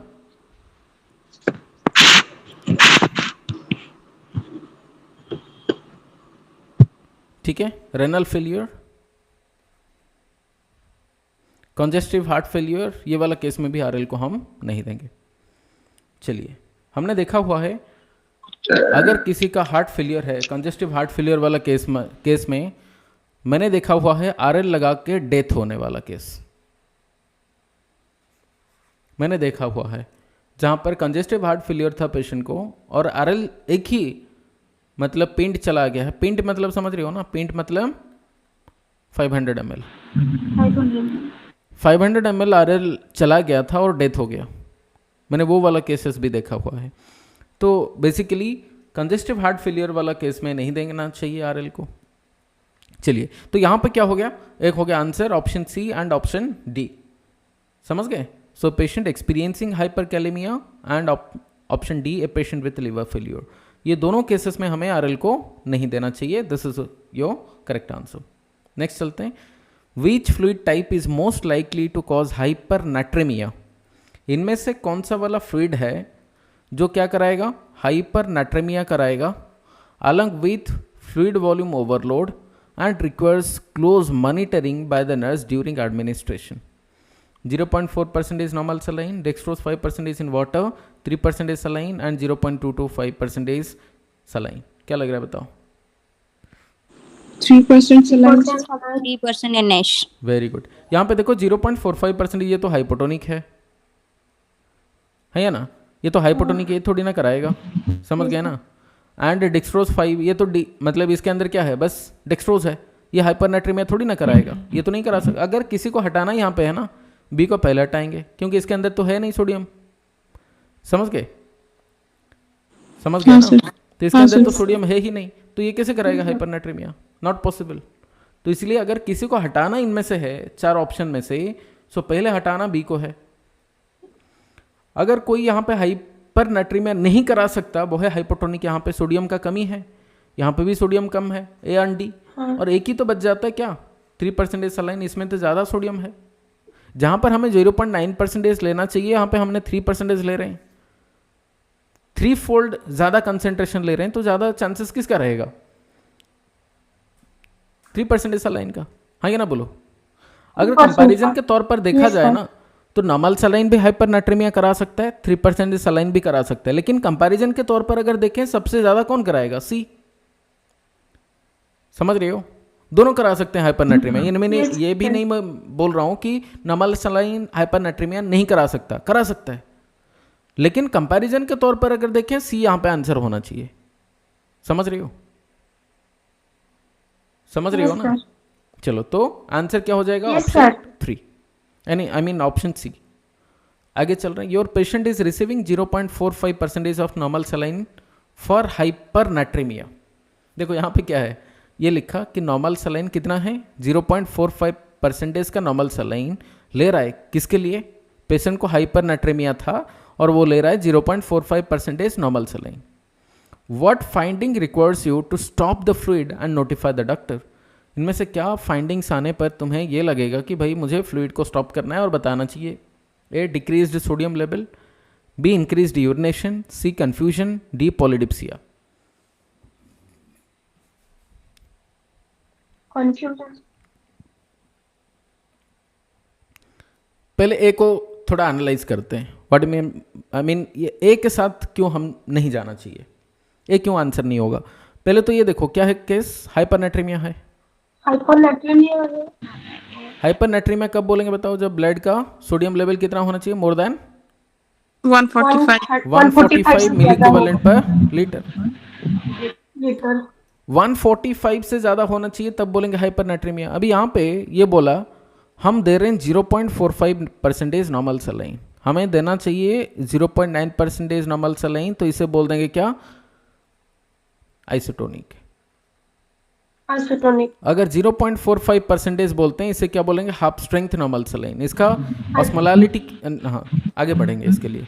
0.45% का जो नॉर्मल सलाइन है, इसे क्या बोल रहे हैं हम लोग, हाइपोटोनिक। अभी हाइपोटोनिक देने का मतलब क्या है, समझ रहे हो बात, यहाँ पर हाइपोटोनिक देने का मतलब क्या है, डाइल्यूट करना, समझ रही हो।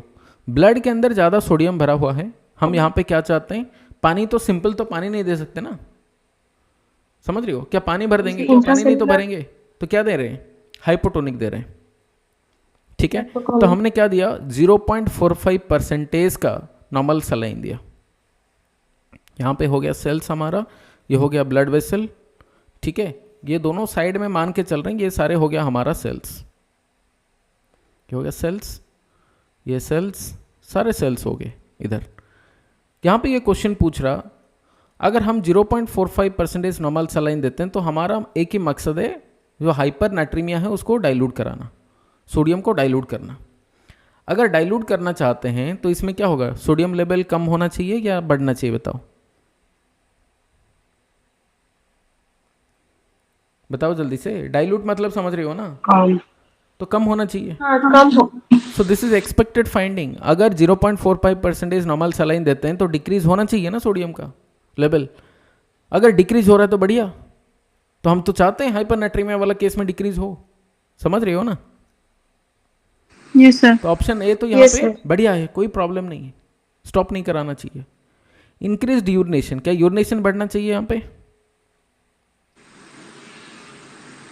देखो कोई भी सलाइन तुम लगाओ, फ्लूइड तो दे रहे हो, बॉडी क्या ट्राई करेगा, फ्लूइड को बाहर निकालने, यूरिनेशन तो होना चाहिए, ये भी एक्सपेक्टेड फाइंडिंग है या ना, बोलो। Yes, sir. अभी पॉलीडिप्सिया वाला मतलब Yes, क्या आता है बताओ। पॉलीडिप्सिया मतलब Increased थर्स्ट, थर्स्ट होगा, एक्सेसिव थर्स्ट।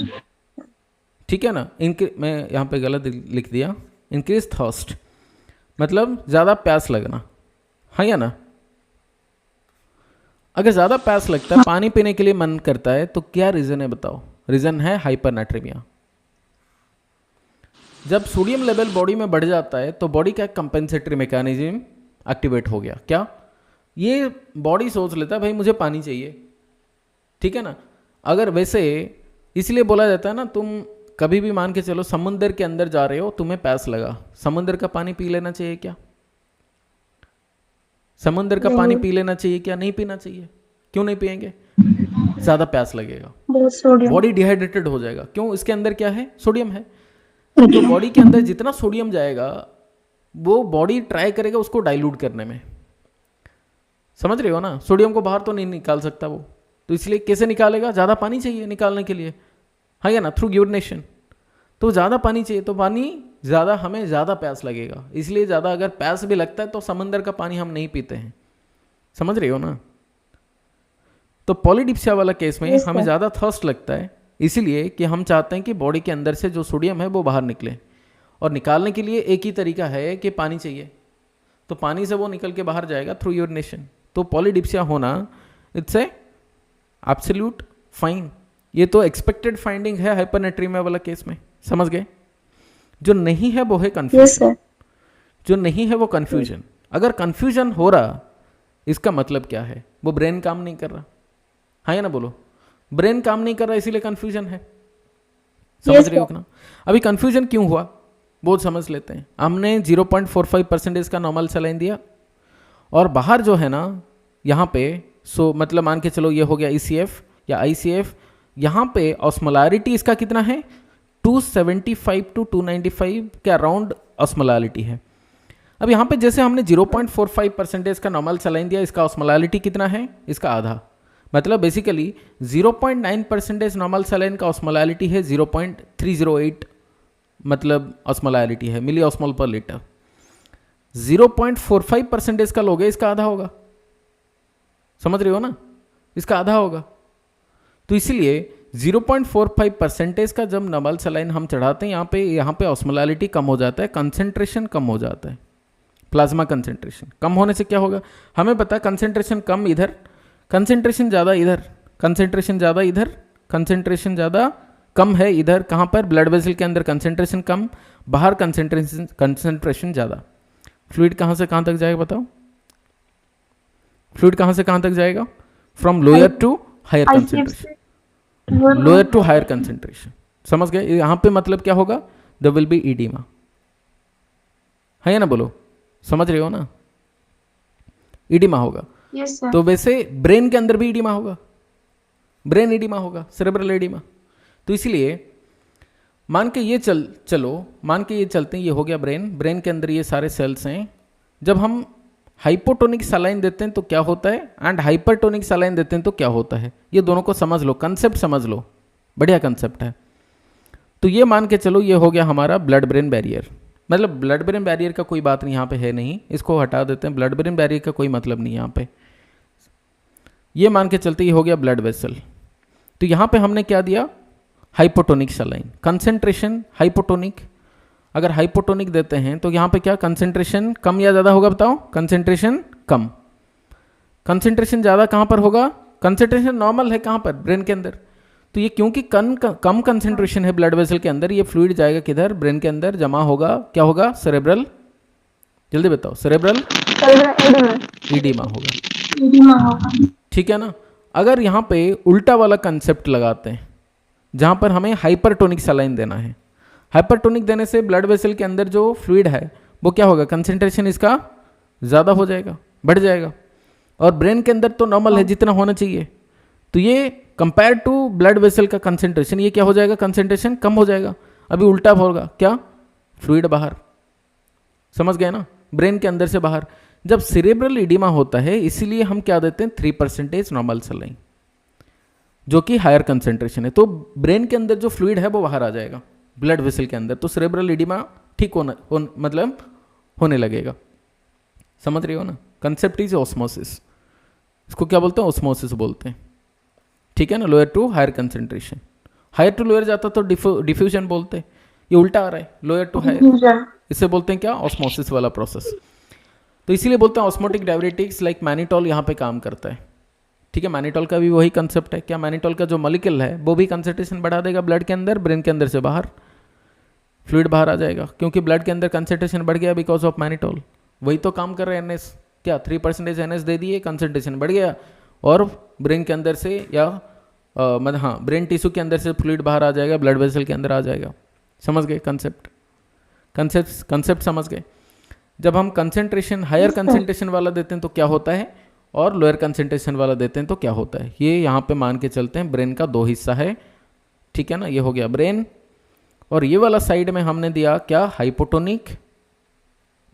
कंसेप्ट को 2 तरीके से यहाँ पे समझ रहे हैं, ये दे रहे हैं हम लोग हाइपरटोनिक। तो क्या हो रहा है, फ्लूइड कैसे जाएगा, यहाँ पे कंसेंट्रेशन क्या बताओ, कंसेंट्रेशन ज़्यादा, यहाँ पे कंसेंट्रेशन कम। ठीक है ना, समझ गए। ब्रेन के अंदर जितना है उतना है मान के चलते हैं। ठीक है ना, तो यहाँ पे नॉर्मल है कंसेंट्रेशन, यहाँ पे नॉर्मल कंसेंट्रेशन है। तो कंसेंट्रेशन अगर हाइपरटोनिक वाला साइड देखोगे, ये वाला ए साइड या बी साइड दे देते हैं, हाइपरटोनिक वाला साइड देखेंगे तो कंसेंट्रेशन ज़्यादा है, और कंसेंट्रेशन यहाँ पे नॉर्मल या फिर कम होगा, मान के चलते हैं कंपेयर टू दिस हाइपरटोनिक, ये कंसेंट्रेशन कम है, तो फ्लूइड कहाँ से जाएगा, कहाँ तक, इधर। ठीक है ना, तो this is going to be your treatment of cerebral oedema, treatment of cerebral oedema. समझ गए, हाँ या ना बोलो, बात समझ गए। लेफ्ट वाला साइड, राइट वाला देखोगे हाइपोटोनिक है, कंसेंट्रेशन कम, ब्रेन के अंदर कंसेंट्रेशन ज़्यादा कंपेयर टू द हाइपोटोनिक वाला साइड ब्लड वेसल, तो फ्लूइड जाएगा इधर, कहाँ से जाएगा, ब्लड वेसल से ब्रेन के अंदर, टिश्यू के अंदर क्या होगा, cerebral oedema, will cause cerebral oedema, cause cerebral oedema. ठीक है ना, दोनों को कंसेप्ट समझ लो, एक सेरेब्रल इडीमा को ठीक करा रहा है, दूसरा सेरेब्रल इडीमा करा रहा है। अगर हाइपोटोनिक सलाइन दोगे तो सेरेब्रल इडीमा होगा, वैराज हाइपरटोनिक दोगे तो सेरेब्रल इडीमा ठीक होगा।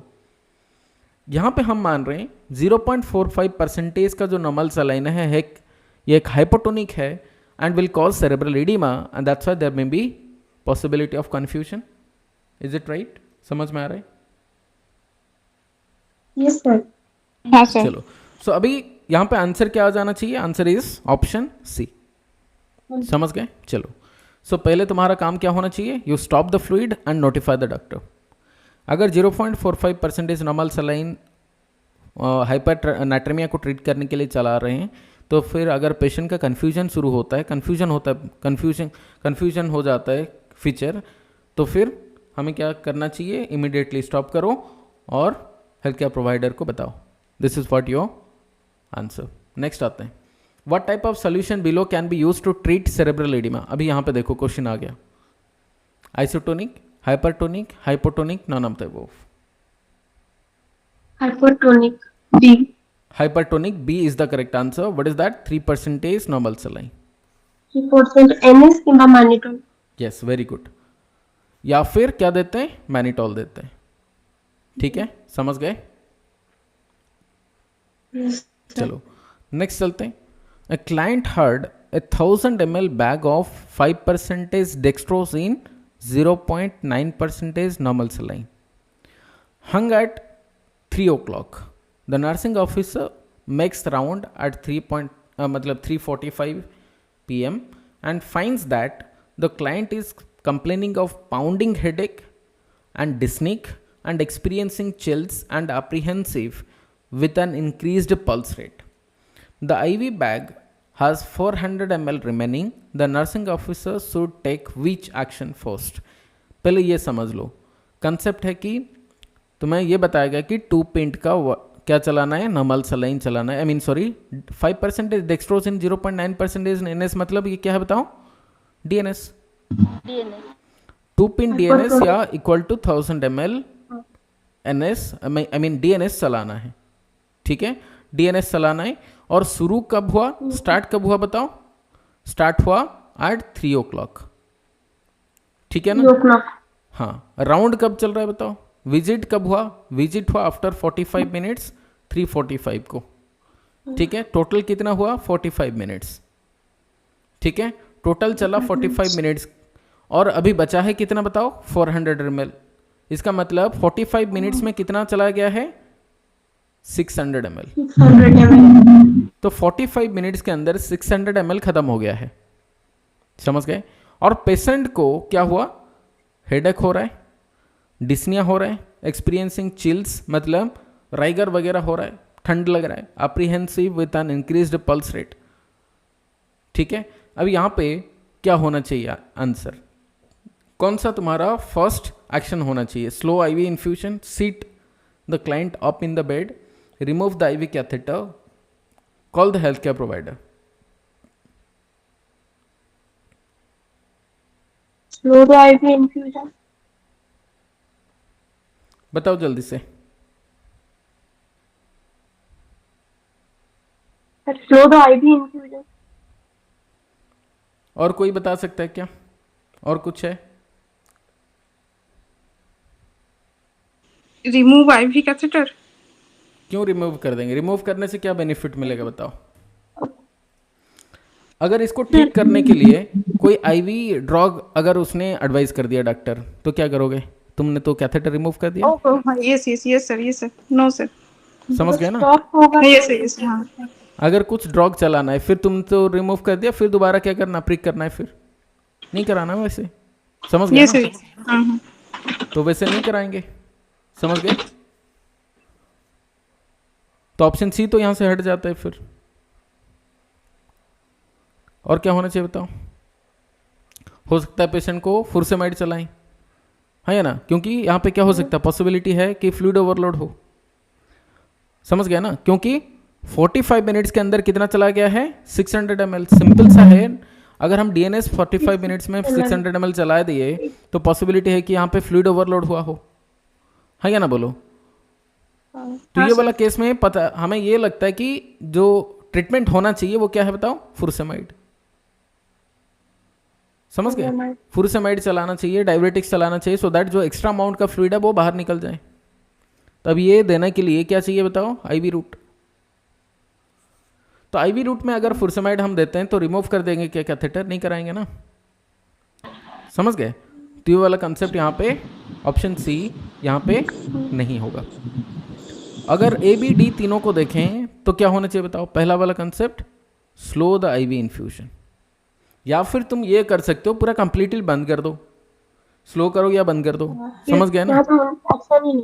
थोड़ी देर के लिए बंद कर दो, आईवी चलाओ, क्या अगर बंद करना चाहें तो बंद कर देंगे, फुरसेमाइड चला देंगे, जब ठीक हो जाएगा फिर दोबारा स्लो कराएंगे, समझ गए ना।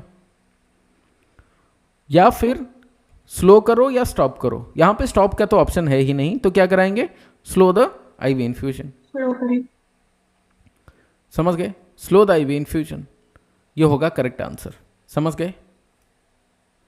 तो ये जो बात हो रहा है ना, पाउंडिंग हेडेक हो गया, डिस्निया हुआ, एक्सपीरियंसिंग चिल्स एंड अप्रीहेंसिव मतलब क्या, डर लगना with increased pulse rate, fearful, ठीक है ना, apprehensive with an increased pulse rate बढ़ जाना, तो ये सारे इंडिकेट करता है कि यहाँ पे क्या हुआ, फ्लूइड ओवरलोड हुआ।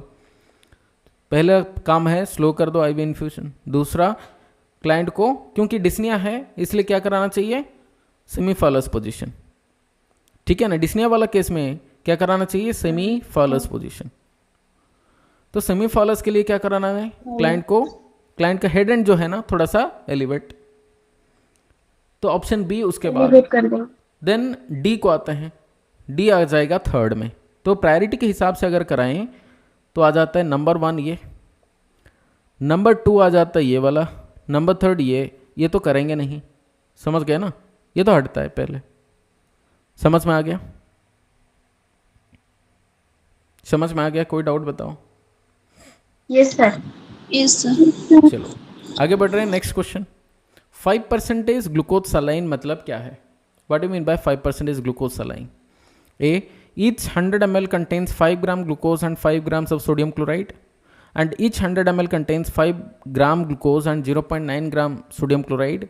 C, each 100 ml contains 5 gram glucose and 0.45 gram sodium chloride, and D, each 100 ml contains 5 gram glucose only.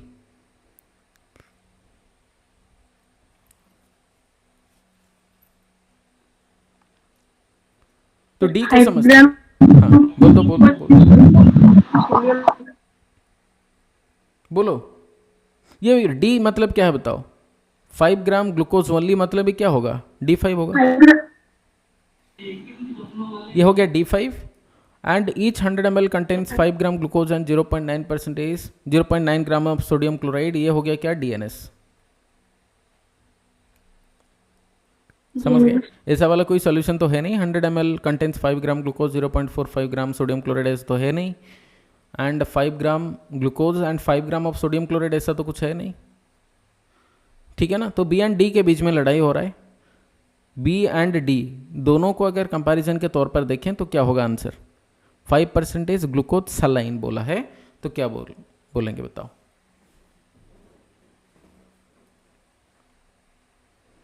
Answer is option sir B होगा।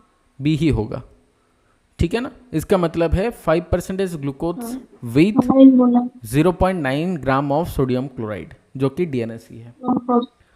DNS का कंपोजिशन अगर देखेंगे, so what is the composition of DNS? DNS का composition में क्या है बताओ? एक है डेक्सट्रोज, ठीक है। एक 100 ml में, ईच 100 ml याद रखना, ईच 100 ml के अंदर क्या है? डेक्सट्रोज है, कितना? 5 ग्राम। नंबर 2 सोडियम क्लोराइड कितना है बताओ? यहां पे लिखा है कितना? 0.9 ग्राम। समझ गए? हाँ या ना बोल दो। हाँ सर। यह है इसका कंपोजिशन, इसलिए DNS को हम यहाँ पे मान के चलते हैं। अगर नॉर्मल सलाइन को देखें, नॉर्मल सलाइन का कंपोजिशन क्या है? सोडियम क्लोराइड है। सोडियम क्लोराइड कितना है बताओ? 0.9 ग्राम है। समझ गए? हाँ ना बोल दो। इसके अंदर सोडियम कितना है? Sodium is around 150 milli moles per litre, and chloride again 150 milli moles per litre. इसका ऑस्मोलारिटी, नॉर्मल सलाइन का osmolarity is around 308 milli osmole per litre. 308 milli osmole per litre. 308 question ये पूछता है, याद रखना। नेक्स्ट चलते हैं। The osmolarity of 0.45% of sodium chloride कितना है बताओ? 0.9% का कितना है बताओ? अभी तो बताया ना कितना है? 308, ठीक है ना। और 0.45 में कितना होगा? 154 सर। 154 होगा। आंसर इज ऑप्शन ए, ठीक है। Answer is option A. आगे बढ़ रहे हैं। Which of the following is an isotonic solution? इनमें से कौन सा है जो कि आइसोटोनिक है?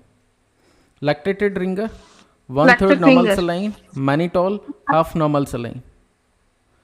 हाफ नॉर्मल सलाइन ये क्या हो जाएगा बताओ? This is hypotonic. 1/3 normal saline ये भी मतलब 0.33%। ये हो गया 0.5%। हाफ स्ट्रेंथ मतलब सॉरी 0.5 नहीं 0.45। ये हो गया क्या? हाइपोटोनिक। ये भी हो गया हाइपोटोनिक। एंड मैनिटॉल तो है नहीं सलाइन। ये हो गया क्या? मैनिटॉल क्या है बताओ? Osmotic diuretics. Osmotic diuretics. Ringer lactate एक ही है जो कि क्या होगा? आइसोटोनिक। और आइसोटोनिक के अंदर क्या आता है बताओ? D5W and number 2 normal saline, जो कि 0.9% का हो। कोई डाउट बताओ? और नंबर 3 में हार्टमैन सोल्यूशन। Hartmann solution. तो RLE हार्टमैन है। सोल्यूशन मतलब क्या, वही तो RLE है, ठीक है ना, समझ गए, ये तीनों है जो कि आइसोटोनिक है। कोई डाउट बताओ? No sir, no sir. चलो आगे बढ़ रहे हैं, next question. The nursing officer is assessing a client's peripheral IV site after completion of the vancomycin infusion. तुम जा रहे हो, एक पेशेंट का वांकोमाइसिन चला गया था, ठीक है ना, IV चला गया था वांकोमाइसिन, तुम जाके पेशेंट के पास पहुंच गए, वहाँ पे देखा जहाँ पर IV कानूला लगाया गया है ना, वहाँ पे क्या एक नोट तुमने किया कि जो एरिया में लगाया गया था वहाँ पे रेडनेस है, वार्म है, पेनफुल है एंड स्लाइटली इडिमाटस है proximal to the insertion point of the IV catheter. At this time, which nursing action is the best? ठीक है, सिम्टम क्या है, IV कैनुला लगाया गया था, इसमें हमने वांकोमाइसिन लगाया था, वहाँ पे रेडनेस है, वार्म है, पेनफुल है और स्लाइटली इडिमाटस है, ठीक है। तो इनमें से कौन सा है जो तुम्हें पहले कराना चाहिए? Check for the presence of blood return, B remove the IV site and restart at another site, C documents the finding and continue to monitor the IV site, D call the healthcare provider and request that the vancomycin be given orally. Option B. Option B. Option B. देखो feature हमने जब पढ़ाया था, यहाँ पे कौन सा वाला, VIP स्कोर, ठीक है ना, the visual inspection of the phlebitis, ठीक है, याद है किसी को VIP स्कोर, याद है किसी को? तो यहाँ पे क्या 5 पैरामीटर है, बताओ क्या पैरामीटर है? एक है पेन, दूसरा रेडनेस है, और तीसरा क्या है, स्वेलिंग है, then palpable venous cord and number 5 में क्या था बताओ, फीवर। तो ये है 5 पैरामीटर, याद रखना जरूरी है। अगर इनमें से कोई एक ही है तो फिर रीसाइट मतलब ऑब्जर्वेशन चाहिए। अगर 2 सिम्टम आ गया, पेन और रेडनेस से 2 सिम्टम आ गया, ऊपर से नीचे ऐसे आएंगे, एक है पेन है तो हम रिसाइट नहीं करेंगे, 2 से ऊपर आ गया, रेडनेस, पेन है, रेडनेस है, देन रिसाइट करो, pain redness swelling resite, pain redness swelling palpable venous cord resite करो, pain redness swelling palpable venous cord fever resite कराओ, मतलब दूसरा साइड में लगाओ। अगर एक ही सिम्टम बस पेन ही है या फिर रेडनेस है, then there is only observation. समझ में आया? समझ में आ गया? Let me show you the Yes, VIP sir. Score. यहाँ पे आंसर ऑप्शन बी ही है। VIP स्कोर को मैंने बताया था, अब दोबारा यहाँ पे बताते हैं। स्कोरिंग है 0 to 5 तक है। 0 मतलब जहाँ पर कोई साइन नहीं है फ्लेबाइटिस का, बस ऑब्जर्वेशन चाहिए, कोई साइन नहीं है। 1 मतलब क्या, स्कोर 1, इसका मतलब एक ही सिम्टम है, क्या, एक ही साइन है, क्या, इधर पेन होगा, स्लाइट पेन, या फिर रेडनेस होगा। रेडनेस एंड पेन में से कोई एक सिम्टम है तो स्कोर देंगे 1, जितना सिम्टम है उतना स्कोर देंगे। तो एक ही है तो क्या देंगे, 1 स्कोर देंगे। क्या करेंगे, ऑब्जर्वेशन चाहिए बस। 2 सिम्टम जहां पे आ गया, 2 से ऊपर है तो मतलब दूसरा जगह पे लगाना पड़ेगा, ठीक है। 2 मतलब क्या, 2 मतलब pain, erythema and swelling, pain, redness, swelling. देखो ये जो 5 सिम्टम मैंने लिखा था सीक्वेंस में, ऊपर से नीचे तक आओ। एक हो गया पेन, बस पेन है, कुछ सिम्टम नहीं, 0 दे देंगे। अगर एक साइन है, पेन है, तो 1 देंगे स्कोर। रेडनेस है, दोबारा आड हो गया क्या, रेडनेस, 2 स्कोर देंगे। 3 स्कोर देंगे अगर आड हो गया क्या बताओ, स्वेलिंग। 4 स्कोर देंगे अगर पल्पेबल वेनस कॉर्ड है, वेनस कॉर्ड अगर पल्पेबल है। नंबर 5 क्या, फीवर। जितना सिम्टम आड होता जाएगा उतना हम स्कोर देते जाएंगे, और ये सीक्वेंस में होना चाहिए। पेन को रेडनेस के बाद नहीं लिख सकते, रेडनेस को स्वेलिंग के बाद भी नहीं लिख सकते, समझ गए। तो जैसा सीक्वेंस है उस हिसाब से हमें याद रखना चाहिए, ठीक है। सो पेन अगर एक ही सिम्टम है तो देंगे स्कोर 1, पेन रेडनेस है तो देंगे स्कोर 2, पेन रेडनेस स्वेलिंग है स्कोर देंगे 3, pain redness swelling then palpable venous cord देंगे score 4, pain redness swelling venous palpable venous cord and fever score देंगे 5। समझ गए, समझ गए। तो स्कोरिंग तो हो गया। अगर कुछ भी सिम्टम नहीं है, साइन नहीं है, तो देंगे स्कोर 0। कब हमें रिसाइड कराना चाहिए, 2 से आगे हो गया अगर स्कोर मोर देन 2 या score more than equal to 2, वहां पे क्या चाहिए, रीसेट चाहिए। समझ गए? इसीलिए हमें क्या करना चाहिए, ऑप्शन बी यहाँ पे करेक्ट आंसर हो जाना चाहिए। समझ गए या फिर डाउट है बताओ? No, sir. आगे बढ़ रहे Yes, sir. हैं। All of the following solutions are hypertonic except, इनमें से कौन सा है जो कि हाइपरटोनिक नहीं है?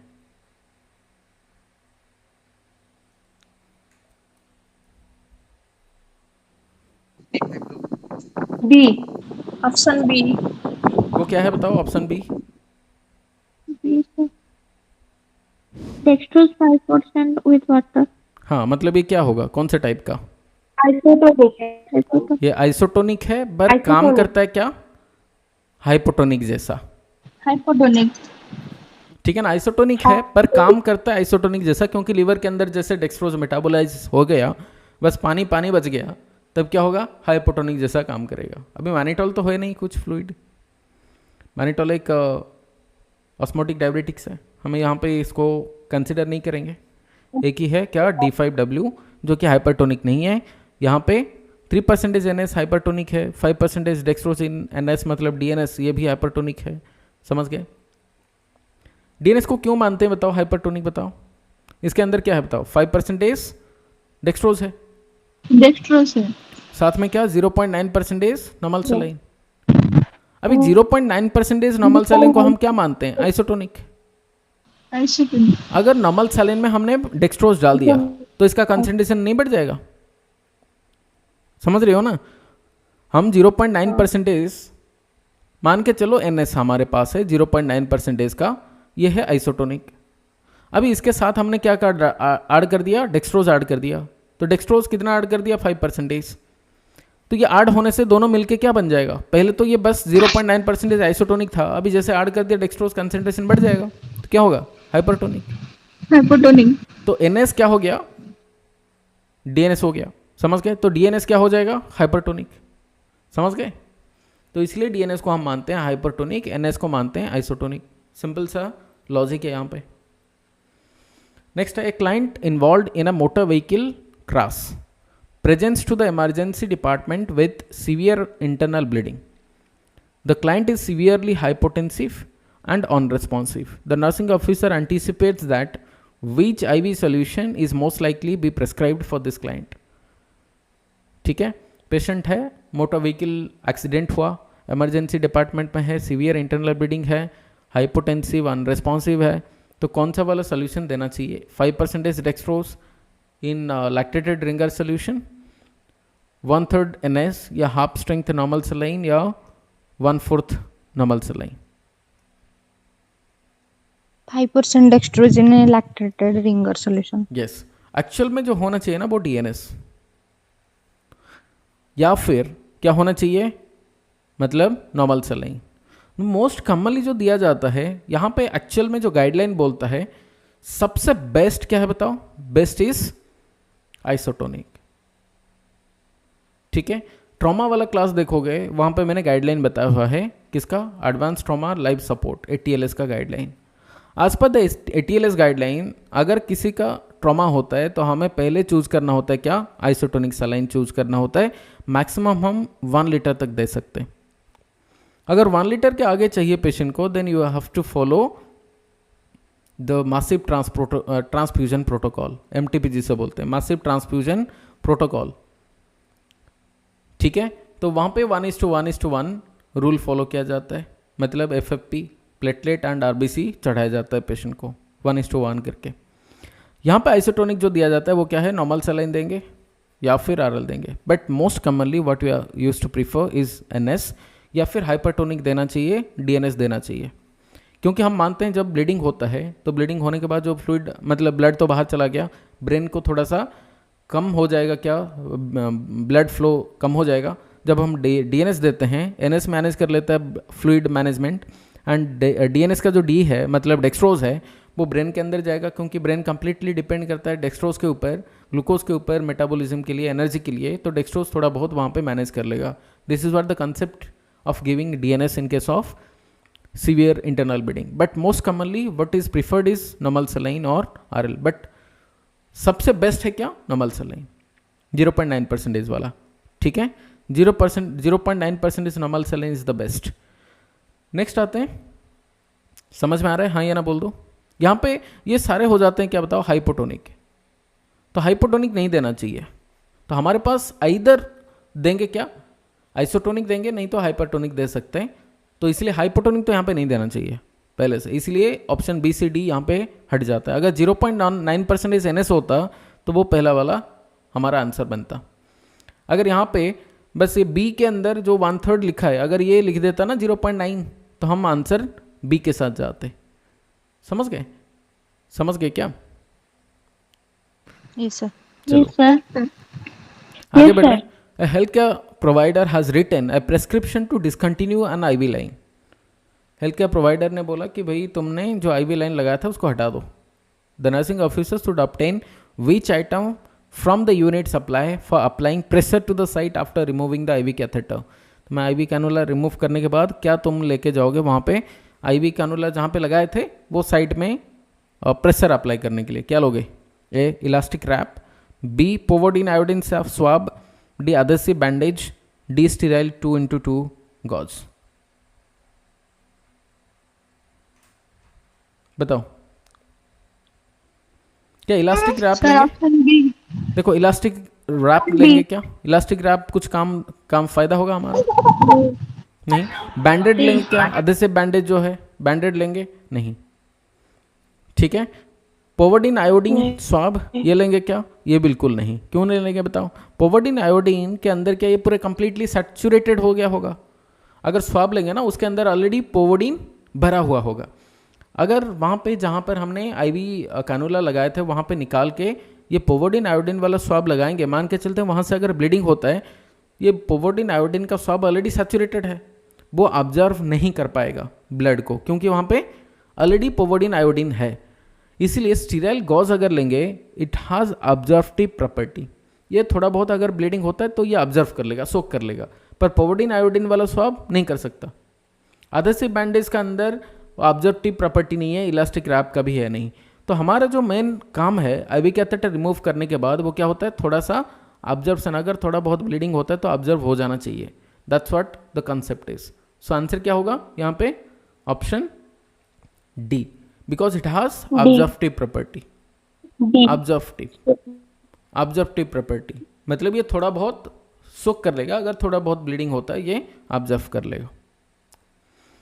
The nursing officer provides a list of instruction to a client being discharged to home with a peripherally inserted central catheter. PICC line है, ठीक है, PICC लाइन है, कहाँ पर लगाते हैं बताओ? Who can say? PICC line कहाँ पर लगाते हैं? जुगुलर वेन में। जुगुलर वेन सेंट्रल कैथेटर फिर कहाँ पे लगाएंगे?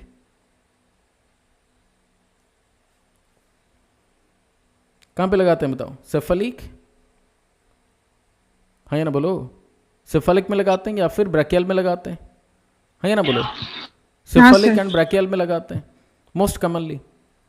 अब यहाँ पे central catheter, peripherally inserted central catheter या PICC लाइन, PICC लाइन को हमने लगाए थे और हमने रिमूव किया और not remove, peripherally inserted catheter patient के अंदर है और वो डिस्चार्ज हो रहा है। तुम क्या बोलोगे, क्या इंस्ट्रक्शन दोगे पेशेंट को जब वो डिस्चार्ज होके जा रहा है, क्योंकि PICC लाइन है? A, I need to wear a medical alert tag और bracelet. B, I need to restrict my activity while this catheter is in place. C, I need to keep the insertion site protected when in the shower और bath. D, I need to check the markings on the catheter each time. अच्छा, यहाँ पे थोड़ा सा question में हमें समझने में गलती हुई है। समझना यहाँ पे क्या है, देखो, the nursing officer provides a list of instruction to a client being discharged to home with a peripherally inserted central catheter. इसका मतलब है PICC लाइन पेशेंट को है और वो डिस्चार्ज हो रहा है, ठीक है। वहाँ पे ये क्वेश्चन बोला कि the nursing officer determines that the client needs further instruction. वो क्लाइंट को और ज़्यादा इंस्ट्रक्शन चाहिए, तुम्हें ये लगता है। अगर इनमें से कौन सा स्टेटमेंट पेशेंट बोलेगा, इसका मतलब है पेशेंट कोई गलत चीज़ बोल रहा है और तुम्हें लगेगा कि नहीं, पेशेंट को और ज़्यादा जानकारी चाहिए, ठीक है। तो इनमें से कौन सा गलत स्टेटमेंट है वो हमें निकालना है PICC लाइन के regarding. I need to wear a medic alert tag और ब्रेसलेट। अगर PICC लाइन है तो मुझे एक टैग लगाना चाहिए, ब्रेसलेट लगाना चाहिए जो अलर्ट कर देगा मुझे कि PICC लाइन में कुछ गड़बड़ी है। B, I need to restrict my activity while this catheter is in place. C, I need to keep the insertion site protected when the shower or bath. D, I need to check the markings on the catheter each time the dressing is changed. क्या ये सही है? ए bracelet नहीं पहनना, option नीचे से चलते हैं। डी ब्रेसलेट नहीं पहनना चाहिए। डी चलते हैं, डी के साथ चलते हैं। क्या ये सही है गलत है पहले समझते हैं। I need to check the markings on the catheter each time the dressing is changed. I need to check the markings on the catheter. Catheter के अंदर जो मार्किंग है हर टाइम मुझे जब ड्रेसिंग चेंज होता है वो चेक करना चाहिए। C, I need to keep the insertion side protected when in the shower और बाथ। तो मार्किंग चेक करना चाहिए, हाँ या ना बोलो कि वो बाहर आ गया या अंदर है। यस सर, चेक करना चाहिए, हाँ या ना बोलो, ये सही बात है। हाँ सर। जब वो शावर लेता है या बात करता है तो इसको प्रोटेक्ट करना चाहिए, सही बात है। ये भी तो सही बात है, ठीक है। B, I need to restrict my activity while this catheter is in place. मुझे पूरा एक्टिविटी को कम कर देना, रेस्ट्रिक्ट कर देना चाहिए, बंद कर देना चाहिए अगर कैथेटर प्लेस में है। ए बोल रहे I need to wear a medical alert tag और ब्रेसलेट। मेडिकल अलर्ट टैग कब लगाया जाता है? मतलब अगर कोई ये PICC लाइन के वजह से हो या कोई मतलब दूसरा रीजन के वजह से हो, अगर कोई कार्डियक अरेस्ट वगैरह होता है या फिर कोई चेंजेस होता है वाइटल्स में, वो अलर्ट कर देगा। अच्छा, PICC लाइन के साथ ना ये मेडिकल अलर्ट टैग या ब्रेसलेट हर कोई लगाना चाहिए क्या? यहाँ पे इंडिया में तो अवेलेबल है ही नहीं, समझ रहे हो? क्या PICC लाइन के साथ कोई भी ऐसे ब्रेसलेट या मेडिकल अलर्ट टैग लगाता है?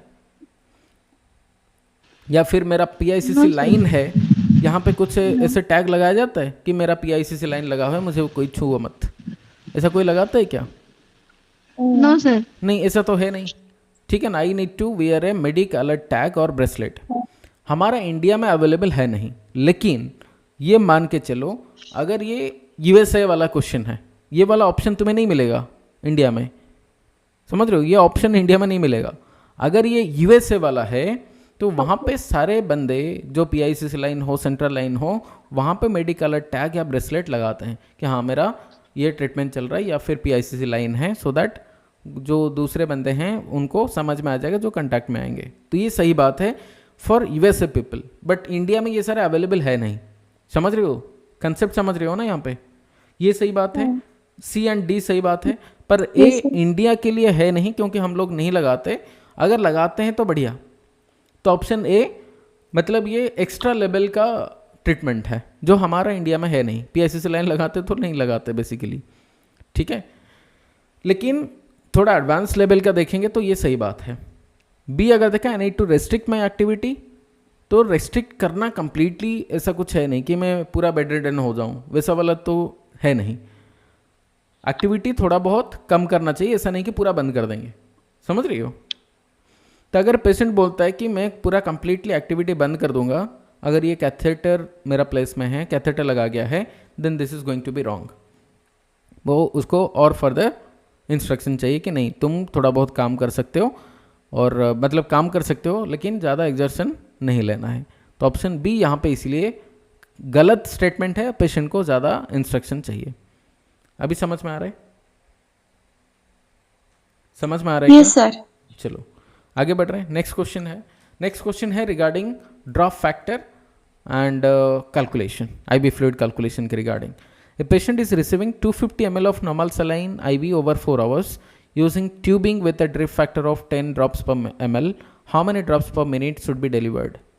ये देखो, तुम निकाल के बताओ, फॉर्मूला पहले बता दो मुझे, कौन बताएगा? What is the formula for IV drip rate calculation? Total volume of fluid into drop divided by time in minute. Okay, very good.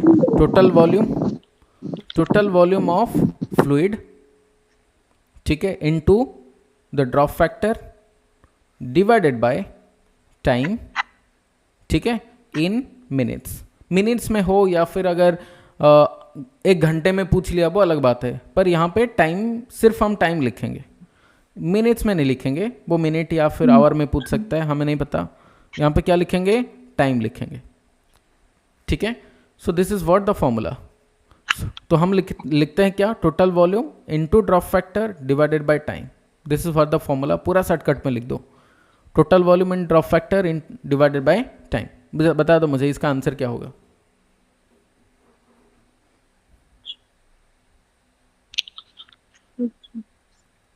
Sir 10.41।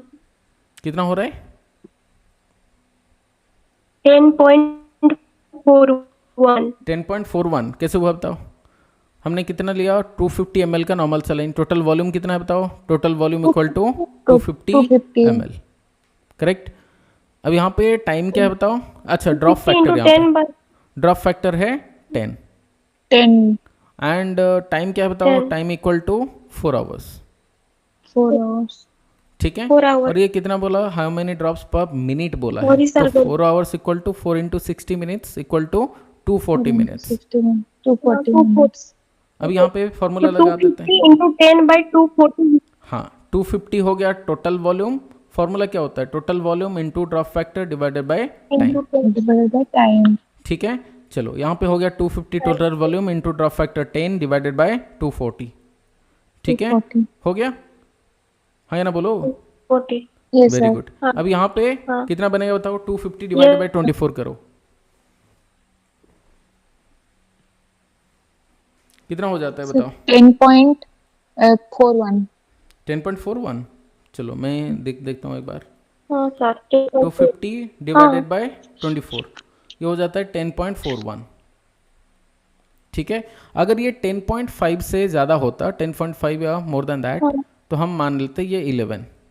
ठीक है, क्योंकि ये 10.4 है तो हम मानेंगे this is going to be 10 drops.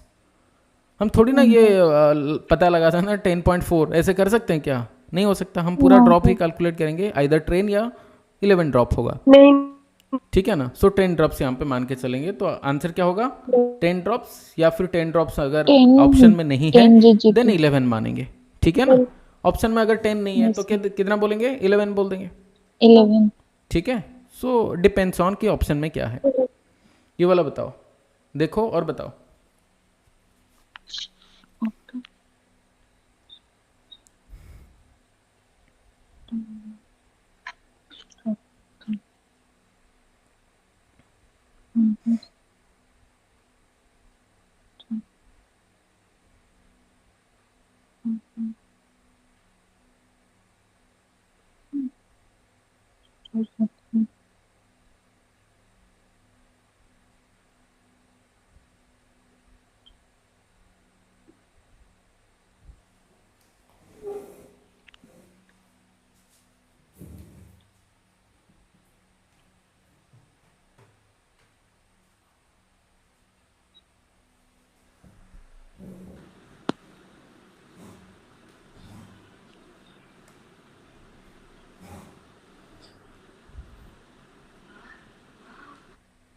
नहीं हो रहा क्या? 31.25. 31.25 कैसे हुआ बताओ, फॉर्मूला क्या। Total volume 1500. 1500. Sorry, 15. हाँ, हाँ, one- total one- volume equal to 150 1500 ml 1500. And यहाँ पे ड्रॉप फैक्टर हो गया कितना 15 15. एंड यहाँ पे टाइम हो जाता है कितना बताओ, इक्वल टू 12 आवर्स। 12 hours. ठीक है, तो हम बोल देंगे 1500 ml। फॉर्मूला है total volume into drop factor divided by time. Into drop factor है 15 डिवाइडेड बाय टाइम है कितना 12 इंटू 60। 12 into 60. करेक्ट, चलो यहाँ पे 15 से अगर काट लें तो ये हो गया 4। ठीक है, तो ये हो जाता है 1500 डिवाइडेड बाय 48। ठीक है, मतलब तुम इसको कैलकुलेट कर सकते हो बाद में जाके, इसे मैं जल्दी से बोल देता हूँ। ठीक है, 1500 डिवाइडेड बाय 48, आंसर क्या हो जाएगा 31.25। 31. देखो कैलकुलेट ये तुम कर सकते हो, हाँ या ना बोलो। तो 31.25 कितना मानेंगे 31 ड्रॉप्स। ठीक है, कोई डाउट बताओ। No, sir. चलो आगे बढ़ रहे हैं, ये वाला बताओ।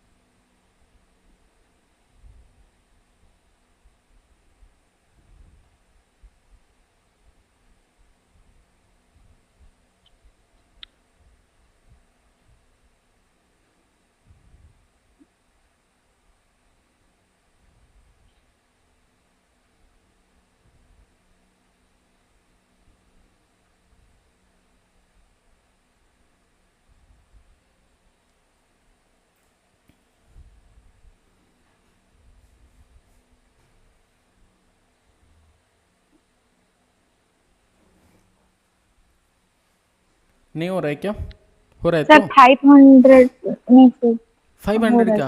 सर नहीं सर नहीं सॉरी सर 150 150 टोटल वॉल्यूम कितना होगा बताओ? 300 ml total 300 ml of ampicillin sodium 500 mg2 infuse over 40 minutes.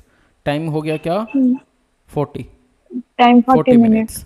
ठीक है, चलो ड्रॉप फैक्टर कितना है बताओ? Equal to 20। 20 फॉर्मूला फॉर्मूला क्या बताओ? 300 into 20. 300 into total 20 volume divided into drop factor divided by time. 40 ये हो गया, minutes टोटल वॉल्यूम हो गया 300 इनटू ड्रॉप फैक्टर हो गया 20 डिवाइडेड 20 बाय टाइम हो गया कितना? 40। 40 ये हो गया 2, ये हो गया 150। 150 दैट्स इट। ठीक है, समझ गए? चलो आगे नेक्स्ट ये वाला बताओ। देखो 2-3 सॉल्व कर देंगे तो पूरा दिमाग में बैठ जाएगा और तुम बाद में जाके कंफ्यूजन नहीं होगा कि हाँ मैं कैसे कैलकुलेट करूँ। कर लो 2-3।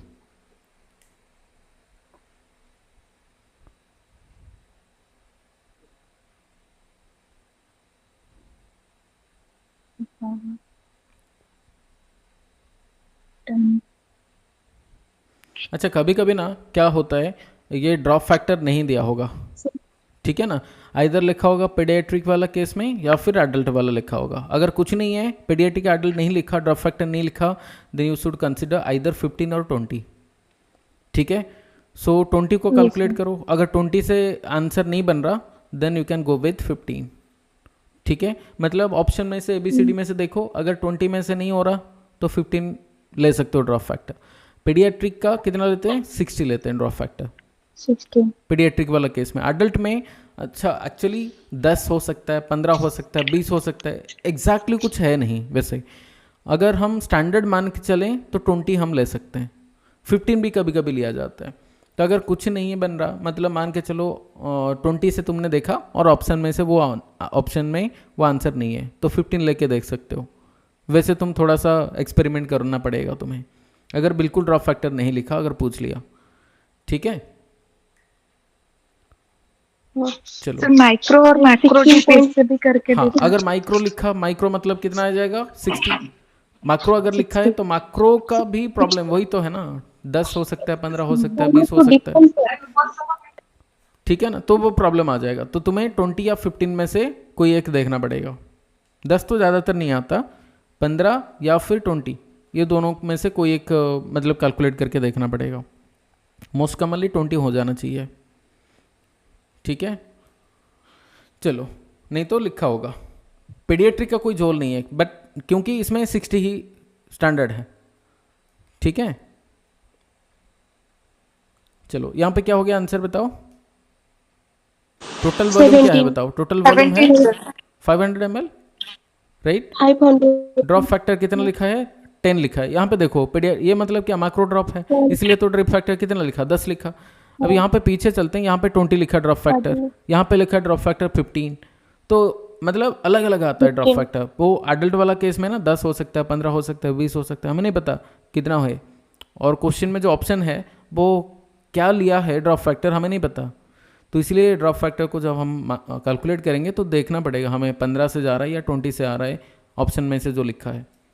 सो ड्रॉप फैक्टर यहाँ पे 10 है। और टाइम क्या है बताओ? Time equal to 15 hour 5 hours. 5 into 6 मतलब ये हो गया 300 मिनट्स, है ना। 5 5 आवर्स इक्वल टू कितना? 300 मिनट्स हो गया।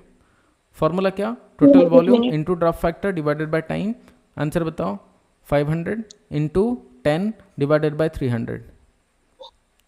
ये हो गया कितना? 50 डिवाइडेड बाय 3। ये अप्रॉक्सीमेटली कितना आ जाएगा? 16.6. 16.6। 17. हाँ, मतलब अप्रॉक्सीमेटली हम ये मान के चलेंगे 17।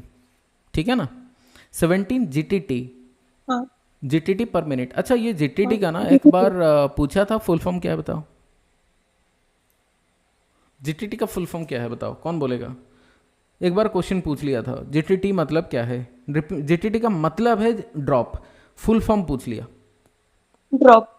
नहीं, GTT का जो ड्रॉप्स है ना, ड्रॉप्स है मीनिंग, पर GTT का फुल फॉर्म है क्या, वो क्वेश्चन पूछा।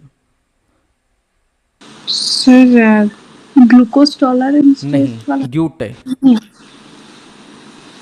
ठीक है, तुम जो जीटीटी बोल रहे हो ना, ग्लूकोज हाँ, टॉलरेंस वो टेस्ट, अलग है। वो हाँ, अलग हाँ। बात है। Okay sir. तुम जो जीटीटी बोल रहे हो ग्लूकोज टॉलरेंस टेस्ट, वो अलग है। मतलब जो प्रेगनेंसी टेस्ट में, प्रेगनेंसी वाला केस में किया जाता है, या फिर किसी को डायबिटिक मेलिटस है, वो कैसे ग्लूकोज को टॉलरेट करता है, वो सारी चीज़ें, वो वहाँ पे अलग बात है। हम वो नहीं जा रहे हैं, वो नहीं देख रहे। यहाँ पे जीटीटी पर मिनट का मतलब है ग्यूटे, फुल फॉर्म। और ग्यूटे एक लैटिन वर्ड है, इसका मीनिंग है ड्रॉप। समझ गए? समझ गए? हाँ सर, हाँ सर। चलो आगे बढ़ते यस हैं। सर। तो ये वाला देखते हैं। इसमें आ जाता है क्या, टोटल वॉल्यूम हो गया कितना, 3 litre. 3 litre of D5W with 20 milliequivalent of potassium chloride. हमें नहीं, यहाँ पे नहीं देखना वो कितना है, पर टोटल फ्लूइड है 3 लीटर। टाइम है कितना, 24 आवर। एंड ड्रॉप फैक्टर है 10। Drop factor equal to 10, time है इक्वल टू 24 इंटू 60, कितना हो गया, 24 इंटू 60 इक्वल टू 1440 मिनट। ठीक है, समझ में आ रहा है? समझ में आ रहा है क्या? या फिर 24 इंटू 60 भी कर सकते हैं। 3 लीटर इक्वल टू कितना, 3000 ml। सो हम क्या लिखना, TV into drop factor. Yes बोलो, क्या बोल रही हो? 21 आंसर होगा। हाँ, तो यहाँ पे क्या हो जाएगा, 3000 इंटू ड्रॉप फैक्टर है 10 डिवाइडेड बाय 24 इंटू 60। 400। हाँ, ऐसा लिख सकते हैं, या 24 इंटू 60 लिखेंगे। 24 इंटू 60 यहाँ पे अगर करें तो ये आ जाएगा कितना, 50। ठीक है, 50 आ जाता है। तो 50 ये 500 डिवाइडेड बाय 24 कितना होगा, 500 डिवाइडेड बाय 24 कितना हुआ, अप्रॉक्सीमेटली 20.8 हाँ, 20.8 इक्वल टू 21। ठीक है ना, 21 ड्रॉप्स पर मिनट, या फिर ये लिख सकते हैं 21 GTT पर मिनट। ठीक है, कोई डाउट? No sir. चलो, so this is all about your IV fluid calculation and IV fluid related MCQs. I think so सबको समझ में आ गया होगा रिगार्डिंग IV फ्लूइड। मैंने थ्योरी वाला क्लास भी लिया हुआ है, आज हमने MCQ पढ़ा, और मुझे लग रहा है कि IV फ्लूइड के रिगार्डिंग और कोई डाउट नहीं होना चाहिए। और आज अगर मतलब तुम्हारे पास टाइम है, टाइम तो निकालना चाहिए। मैं ये नहीं बोलना चाहिए कि तुम्हारे पास टाइम है या नहीं। देखो, जितना टाइम तुम्हारे पास है आज पूरा इसमें लगा दो कि IV फ्लूइड के रिगार्डिंग जो भी MCQs हैं तुम्हारे पास, जो भी बुक है, वो चाहे PR यादव का हो या फिर टारगेट हाई का हो, कोई भी बुक हो वो वाला ले लो, IV फ्लूइड्स का पूरा MCQ कवर कर लो। ठीक है, सो तुम्हें और थोड़ा सा कॉन्फिडेंस मिल जाएगा कि हाँ मैं कर पाऊँगा IV फ्लूइड का जो भी क्वेश्चन आएगा एग्ज़ाम में। ठीक है, बंद करूँ class? Yes sir. Okay, bye, take care, Yes, good sir. Night. Thank you sir. Good night, thank you sir. Thank you, most sir. Welcome, good night sir. Good night.